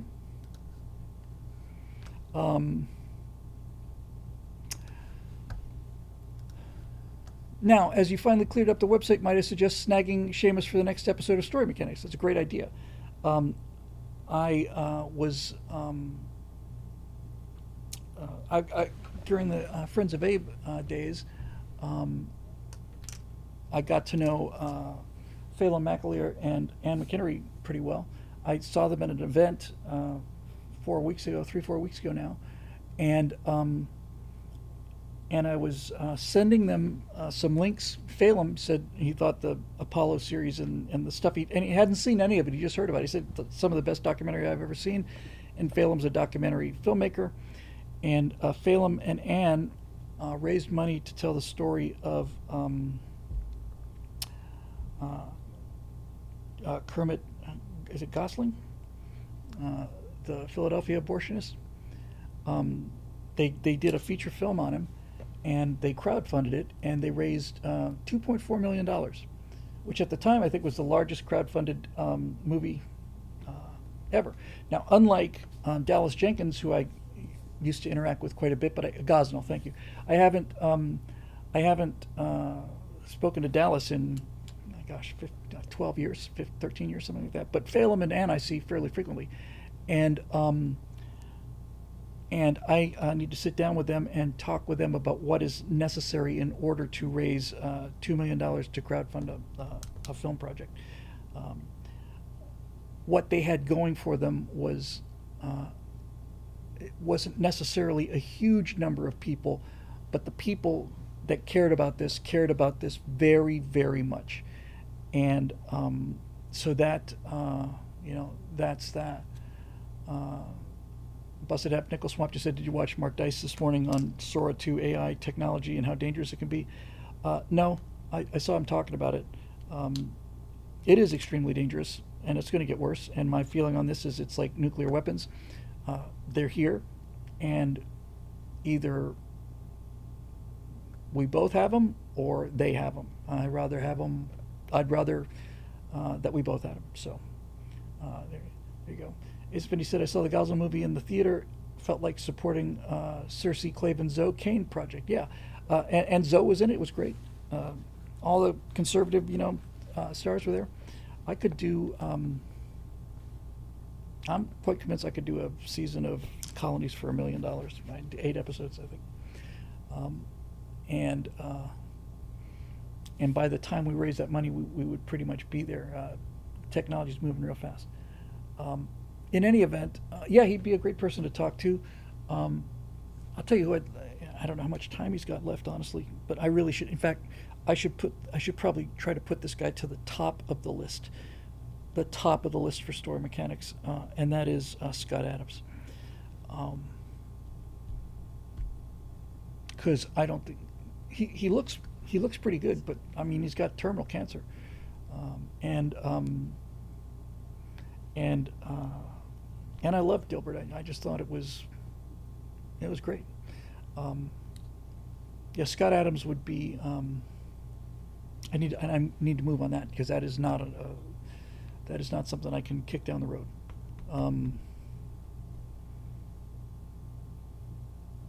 Yeah, it'd be great to talk to him. I call it the brown ring of quality. He lives in L.A.? I didn't know that. Or the brown circle of quality, one of those two. Yeah, that was just great. Yeah, so that's something for me to work on hopefully this week. Okay, we got another Marusha Dark, we got a Mark McConnell, got a Capital G Geek, Brandon Higley. We still got 6 to go. Marusha, I'm going to have to punt on this one. I just have to. Sorry, I can't do 2 of them, and it's a long one, so I'm going to just move on. If you want to bring it back next week, that'd be great. So sorry about that. Mark McConnell. Hi, Bill and members. Markamink here. Hey, hooray. Heart procedure went well. Back home and resting comfortably. Had a great team, and they made the action of messing with my heart feel like they were playing the operation game and could do it blindfolded. Looks like I could be 100% soon. Thank you, and a big shout out to the wonderful members who had well wishes too. Best people on the planet are all Bill Whittle members. Couldn't have said it better myself. Thank you very much, and I will, Marisha. I'll read it after we close the stream, and we're really glad to see you back here, Mark, and really great news, and medicine is amazing these days. Just real quick. Natasha has had some real bad experiences with American healthcare. We had to go to the emergency room in Los Angeles twice. It was in Sherman Oaks, but both times we sat in one of them for 2 hours when she had something in her eye, and we just walked out because the drug addicts were coming in and throwing up on the floor. And then when she broke her arm, we went to another emergency room, and we waited there for 7.5 hours just to get some x-rays, and that cost us $1,600 to get a couple of x-rays and a couple of pain pills in 7.5 hours of our time. That's with insurance. But when she had her surgery done, the surgeon said, I would much rather do this at Cedars-Sinai in Beverly Hills. It's going to add, I don't know, going to add something like $3,000. We've got good insurance. It's going to add $3,000 to the cost of it, the non-insurance covered cost of it. And I said, it's not even up for discussion. We're gonna get it done by this guy was a really world-renowned hand surgeon. So we went down to Cedars-Sinai, and I have to tell you, that quality was absolutely incredible. She was wearing a surgical gown that had I think I mentioned this, had a hose plugged into it, exactly like a hose on a vacuum cleaner, and she had a little dial here, and this thing is blowing air into the gown, and she could adjust the temperature, just get it exactly right. If she was warm, she could get hot. Yeah, sure thing, Busted. That sounds like a great idea. Huntington Hospital in Pasadena, I used to drive that all the time when I worked in San Marino. That's a great idea. And they were great, and then she got into the operating room. She said there were 18 people in there, and everything was brightly lit, and they were all there for her, and everybody came over and said hi and introduced themselves. Hi, I'm the assistant anesthesiologist, and everything went according to plan and went super, super well. The surgery was great. The implant was great. The doctor's great. So she had a really good experience to counterbalance the not so good experiences. So, yeah, I'm with you, Dr. Vinny Boombots. I hear it and feel it often. Anyway. Here we go. Capital G Geek. Greetings from the swamps of Northern Virginia. Intellectual immune system from your last show. Sounds like a good show name. Would you consider doing a set of shorts on debate, logic, and fallacies? Yeah. That would go a long way toward the how to think. Website question. My membership is up for renewal soon. Will it auto-bill me, or do I need to change something? It should auto-bill you. And we are, ever since we hired an American who lives in Florida and went to my same high school district, things are getting done on time, and they worked the first time, which is enormously relieving for me. So it should take care of itself.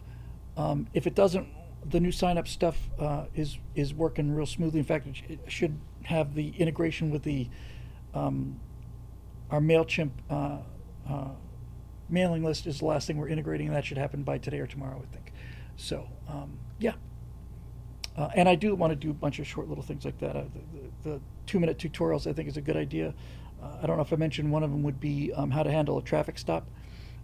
And my operational thing, like it's a regular traffic stop, because I see people on the get out your bingo cards, the police body cam videos, and they just don't know what to do. They're terrified, or they argue or whatever. And basically what I'm going to say is, so here's how it works. If you're driving along and the police lights up behind you, it is going to go his way. Period. It's going to go his way. Now, here's how you can make this as easy on yourself as possible, and possibly, I'm not giving guarantees here, possibly get away with a warning. But if you don't do these things, it's still going to go his way. No matter how much you argue and fight, it's going to go his way. If you run for it, they'll get more cops, and then they'll get helicopters. You will not win there. Now, if it turns out that you've been wronged, and that has happened to me once, I've probably gotten, I don't know, 10 traffic tickets over the course of my life, speeding tickets usually. And of the 10, 9 of them I absolutely deserved, and one of them I didn't. I fought that in court. And I won in court, but this is something these people need to know. Yes, you do have to hand him the license, and you have to have your license with you, and you have to have your insurance with you. You have to have your registration with you. And the nicer you are to them, the easier it's going to go. And I'm going to start that video by showing a couple of clips of cops pulling people over and just getting shot dead for it, because they need to be aware of that too, you know. Every single time that policeman gets out of his car to write a traffic ticket, first time he looks in that car, he doesn't know if he's going to be looking into a pistol or a shotgun. And you need to understand that going into it. So put your hands on the steering wheel, roll down the window before he gets there, put your hands on the steering wheel, and if you do those two things, he will know that you are on board and you're concerned about his safety, and that's going to take care of 80% of it right there. So anyway, a little side there. Braden Higby, one of our brand newest members, I saw him sign up when I was working on the website. So yeah, good to see you, Braden. Howdy from Ohio. Idaho. I was speaking in front of a group of people in Idaho. I was speaking to a huge room in Idaho. I mean, there were probably 2,000 people in there, and I said Iowa, and everybody just went, oh. And I said, did I say Iowa? And they said, yes, you said Iowa. I said, I'll just go home now. I'll just go home right now. Yeah, thank you. I love Idaho. My favorite place in the world. I just love Idaho. I love it. We have a long history of nuclear research out here, and I'm always amazed by the optimism and can-do attitude of our forebears, which you will find in Idaho. As one example, look at the nuclear-powered aircraft that were researched there, HTR 1, 2, and 3. I'm seeing return of the can-do attitude, but what will it take to get Americans optimistic about the future again? Thanks for all that you do. I'm happy to be here now that the website works. Happy to have you. I think I want to tie this into what I mentioned at the very beginning. In order to be optimistic about the future, you have to know what's real. You have to know what's real. And so, yes, the government has lied to us about a bunch of things, but we got a new government now. And I'm not saying don't be cautious or suspicious or any of that stuff. I'm just saying law and order is being restored here on a daily basis. And that's something that we should all be celebrating instead of, tearing ourselves up over, phantom bad guys.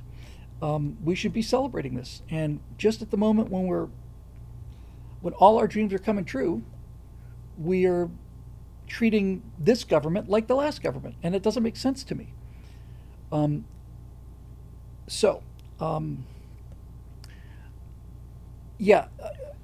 To get Americans optimistic about the future again will require the government to be honest with us. That's why I think the Epstein files thing, the way that Donald Trump handled it, especially the business about it's no big deal, and people who want to see the Epstein files aren't supporters of mine, that was the dumbest thing he's done in his entire life. That was shockingly tin-eared by a man who's got very, very good sense of how to read a room. Shocking. But everyone's allowed to make mistakes. If James Comey does the walk, or Hillary Clinton, or Barack Obama, or all of them, the director of national intelligence director stood up on front of television cameras in the world and said that we have credible evidence that Barack Obama committed treason. Never in a million years did I think I would hear that. So,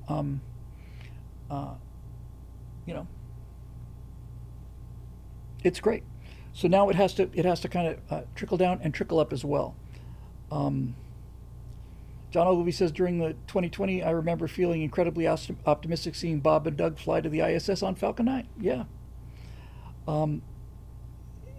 Things are looking really, really good. And the political courage that Trump is showing is amazing. I mean, amazing. I couldn't believe ICE in the streets of LA. Then I couldn't believe Hegseth saying we're going to get back to physical fitness standards. We're going to call it the Department of War. We're going to get rid of all of the people that can't meet the physical fitness standards. We're going to get rid of trans people because they're not deployable. We're going to, I just thought, what? We're going to call it the Department of War? Oh my God.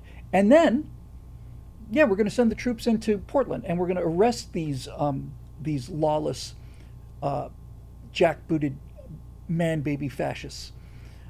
Because you don't have to arrest every one of them. All you have to arrest one or two. Did you see the guy? Somebody pointed out to me on the last lounge show. But one of these tough guys with all the black and the helmet and stuff, he got arrested and they put him in a chair and he's shaking. He's just shaking. Busted Half Nickel Swamp says, and don't forget also, Bill, Trump also said we won't need our Second Amendment right anymore legally to carry a gun because it'll make all 50 states safe. That the Second Amendment rights will be obsolete. I didn't like it. Well, that's Trump being Trump. What he didn't say was, I'm going to take away your Second Amendment rights. Yeah, I agree. You know, there's a lot of conservatism that Trump doesn't really get. You know, worth the energy fighting it. Well, ever since we've had a Department of Defense, we've never won a war. So something to think about there. I get it. A lot of stuff is symbolic, and symbolic stuff is really important. I look at what's going on in England, and just take England, you know, with the Muslims praying, you know, on the grounds of Canterbury. Yeah, that was a. You could say the first Gulf War was a war. It was certainly a big win. Kind of felt to me like a opening battle of a long engagement, but in any event, we didn't finish that because of our own decency. You know, we saw the highway of death and just massacring these Iraqis that are fleeing for their lives, and so we, you know, we let that. We didn't get all the cancer, so we let it metastasize. Ace Bendy says, "Meh, wasn't a total and unconditional surrender." You know, that's what it should have been, and we should have made that stick. In any event, yeah, things are looking, you know, great. I think they're really looking great. George says, not that we want to get into wars, but calling the Department of War is being honest about what it's for. This is why I think that it's actually important to call it the War Department, because it gets us out of police actions, right? It gets us out of police actions and interventions and responses. I do not. I'm pretty clear that I agree with the Constitution on this, that a declaration of war is required by Congress. And when you start fighting wars, that you get around that by saying, well, it's not really a war, it's a police action. No. Marusha just asked the question, but I hadn't seen the question when I started talking about it. No, if you're going to send the country to war, you need to have Congress, and you need to declare war. And I get the feeling that Hegseth is on that boat 100%. So, you know, yeah, there you go.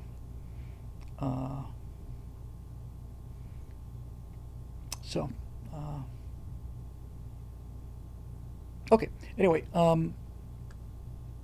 great to see you, Braden, and thanks for the kind words. Got a David Newland and a Roadrunner. David Newland, hail Bill, hail David. Just a quick one here to give you a link to a terrific video I saw today. What does AI think of Star Trek's data? Made by the channel TrekTube. It's a video asking ChatGPT 5 questions about AI itself and how it really compares to how AI is portrayed in the pop culture. It's beautifully made and absolutely fascinating, just over 13 minutes long. You'll want to watch it later, but I think you'll really enjoy it given your past interactions with Grok on the show. Let me see what we got here.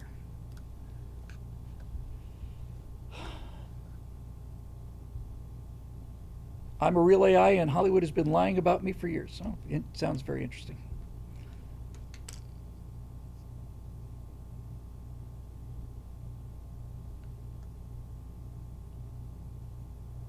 Somebody's got a comment here.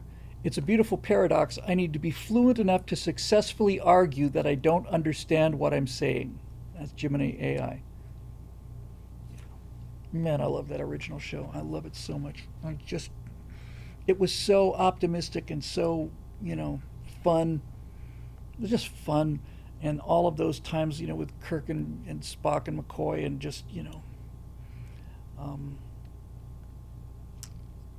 just was just wry, and it was great, and it was serious. Risk, risk is our business. That's what the Starship's all about.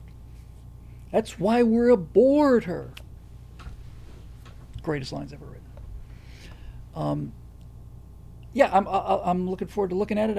I've got to upload some shows, and I can play those while I'm doing that. So, yeah, it's great. So thank you very much for that, David, and great to see you. I appreciate the link, and good to have you here. And finally, Roadrunner NM. Greetings, friend Bill. Any progress on the first Truth Bomb, or was Story Mechanics asking for a friend? Well, yeah, the first thing I'm going to do is to get a firewall out, and that's just to plug the morale hole. I've got 7 or 8 Story Mechanics episodes that I released on the Story Mechanics channel. We decided to do that on 2 channels. I thought it was a good idea. Looking back on it, I don't think it's a good idea. So I'm going to release them on BillWhittle.com and on the YouTube channel and all that other stuff. I know it's already up on BillWhittle.com, but I'm going to put it out to the YouTube crowd, and I'm going to put some. I got some additional work doing some AI video, and I'm going to put some money into promotion. Imagine that. I had some quite a while ago. I had a talk with Jeremy, who ran an incredibly successful business because he treated it like a business, and he was talking about things like churn rate and what does it cost? How much money do you have to cost to get? How much money do you have to pay to get one subscriber? His estimate was $100 per subscriber, and that if you have a $120 membership, then you make $20 off of that person for the first year, and then every year you make $120 off of that person for as long as you can keep them. So he said the 2 things you need to know are your membership cost and your duration of membership. And I thought, well, it actually makes sense to me. Lapco92 with the super chat. Best part of Star Trek was when Kirk would totally upend a civilization in keeping with the Prime Directive, then just bounce with a good luck. Yeah. Well, Kirk wasn't afraid to say, this is what I really need to do an essay about that. Kirk was not afraid to say that our way is better than your way. It's better, and so we're gonna put the phasers on Vol, and all of your life of no aging and no war and no violence and no disease and all of that stuff. I'm just gonna blow it up. You blew it up. But Kirk knew that those people weren't human. They were sheep. They were cattle. And he didn't have. There's no way on Earth that Picard would have done what Kirk did in that episode. Was it This Side of Eden? No. Was it the Apple? I can't remember which one it was. But Jean-Luc Picard would have taken an internationalist. If you're looking at Star Trek as a reflection of modern politics, when Kirk did that in 1967-68, America was at the height of its power and at the height of its competence. By the time you get to Next Generation, everything's starting to be relativistic, and everything's starting to be, well, who are we to say that our way is better than their way? And so it's inconceivable that Jean-Luc Picard would have nuked this paradise because, Eden is the one with the hippies, which is not so good. You say that like Picard didn't violate the Prime Directive many times. Yes, but Picard didn't do it wholeheartedly like Kirk did. Kirk didn't have he was not conflicted about it. He knew. Would you consider adding a cutout of the late Charles James Kirk next to Captain James Kirk? Yes, Charles' middle name is really James. No, I certainly will not do that. I don't. I have enormous respect for individuals, but I don't worship them or elevate them to that pantheon. You got that right, P7 2017. Not going to repeat it because I don't want to start a war, but yes, that's exactly the word. Sitting there in your hot tea. So first a firewall, a truth bomb. I'll probably do I'll definitely start with the Loch Ness Monster, because the Loch Ness Monster and Bigfoot, the two of them together, um, are a great way to set the stage, um, because one of them you can conclusively prove that the Loch Ness Monster does not exist, and then you can say that Bigfoot is exceedingly unlikely, but you can't lock Bigfoot out the way you can lock out Nessie. And I just think that's a valuable lesson in how to think critically. Um, I think it's a perfectly honest thing to do. I can't lock out aliens. Um, I can just say they're exceedingly unlikely. I can lock out the moon landing being a hoax. Those are provable facts. So I'll do that, and I might tackle the flat Earth, and then I'll go for the moon landing and just get a couple of them out there, Dude McMahon says Sisko's greater than Kirk, is greater than Picard, is greater than Janeway. I say Kirk is greater than everything else, and there are no second places. They're all just so funny. You mentioned that, Roadrunner. Roadrunner said, "Please don't disprove Santa Claus. I am going to do a Christmas one, and I am going to do Is Santa Claus Real?" And I'm going to do a truth bomb on that for Christmas.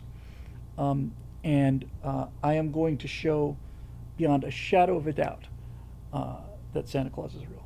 100%. I'm going to just show without a shadow of a doubt that he's real.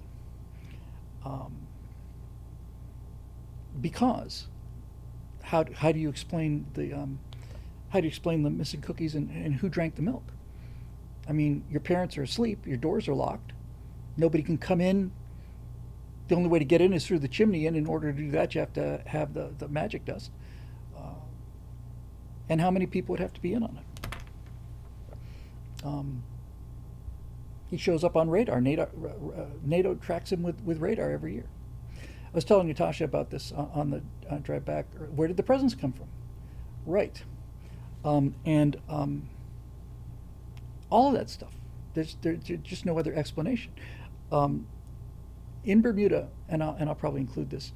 I won't explain what I'm about to explain.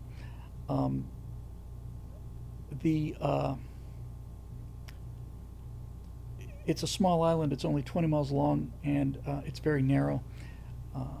And I remember this was probably about one or two Christmases before I got before somebody lied to me and gave me that alternate story.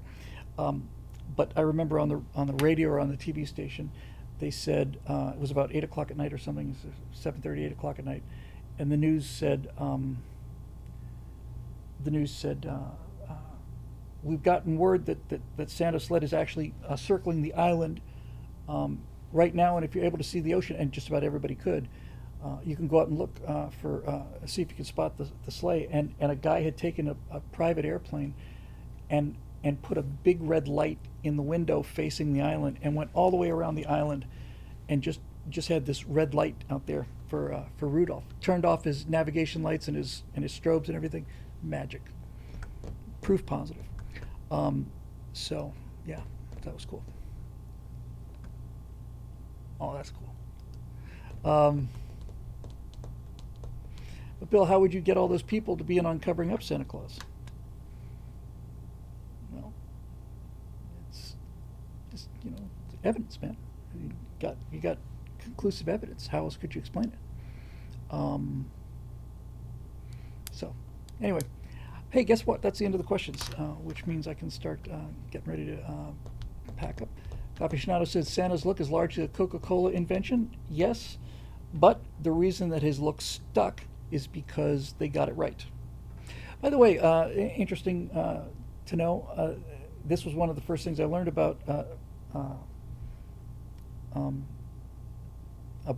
Russia that I didn't know before from talking with my wife. I think we got to this maybe in the second or third conversation we had on WhatsApp or whatever it was, video conversation. In Russia, Santa Claus looks exactly like our Santa Claus, except his suit is blue, which is kind of cool looking. What's not cool looking is Santa's name in Russian does not translate well to English. Santa Claus in Russia is called Ded Moroz, which is like dead and morose. dead morose. And then Natasha said, "Do you have Winter Girl?" And I said, "Winter Girl? What's I don't think so. What's Winter Girl?" Uh, and and and Natasha said, you don't have Winter Girl." So I'm like looking up on the computer, um, and it turns out that Santa Claus has a companion. I think is his granddaughter, who's known as Winter Girl, and her name is Snegurочка. And Natasha said that she had played Snegurочка in like pantomimes and plays ever since she was a tiny little girl. She did for like 20 years. Uh,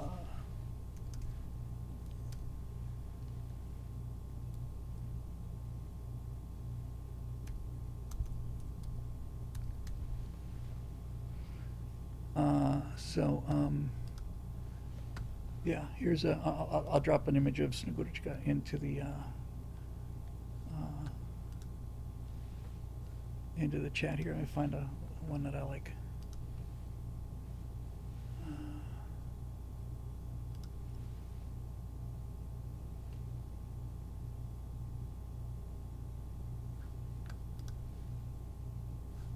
well, here's a Snegurочka outfit, which I probably need to pick up on the marketplace. Here's Snegurочка.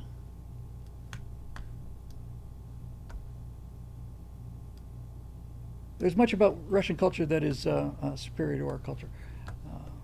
I ended up marrying Snegurочka. Who would have thought so? Hang on, YouTube. Where did it go?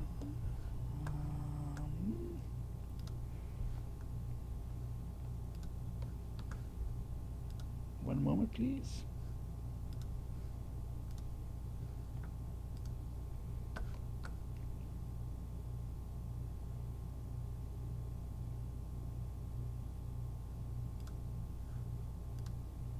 There she is.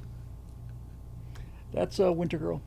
And ay caramba. So, yeah, I'm a lucky guy. Luckier than I deserve. And with that, I think it's time to say goodnight. There's another one here. Hang on a second.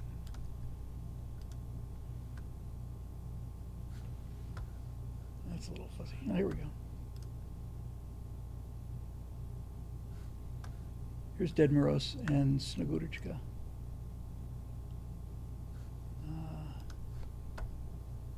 Stand by.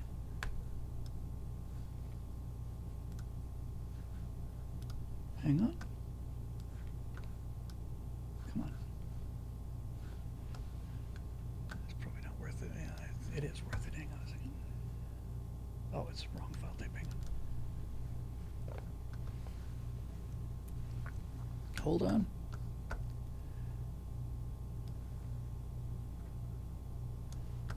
Here we go. Oh, for the hell is it? Well, you get the idea. I don't know where it went. I'm out. Look it up. Snegurочка. I got the Winter Girl and the Bitchin' Camaro. Yes, I'm a lucky man. I did something right in some previous life. But Santa Claus in Blue is really, really cool, man. Dead Moroz, Dedmoroz, who's Father Frost, and Snegurочка, who is the Snow Maiden. Cool. Yeah, it's really cool. And the communists, of course, took away Christmas from the Russian people, so they celebrate everything on New Year's. Russian New Year's is a combination of Christmas, 4th of July, and New Year's.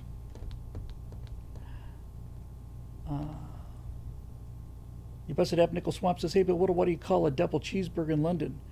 I would probably say I would call that a double royale with cheese. That's the best I can do. Gabriel said he also outkicked his coverage. Yeah, well, some of us get lucky that way. She should be harvesting wheat, yes, for the motherland. She's out there harvesting wheat for the motherland. All right, it's time to go.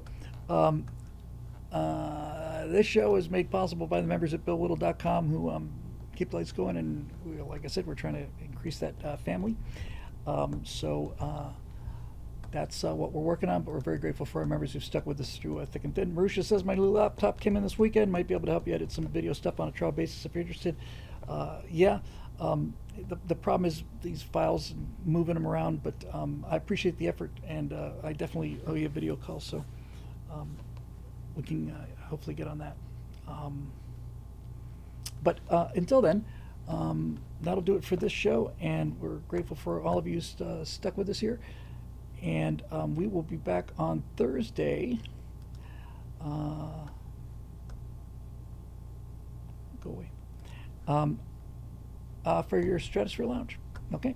So until then, thanks for joining us, and we'll see you later, YouTube. And as for you Twitcheroonies there over there, same for you, you malcontents and miscreants. We'll see you guys on Thursday.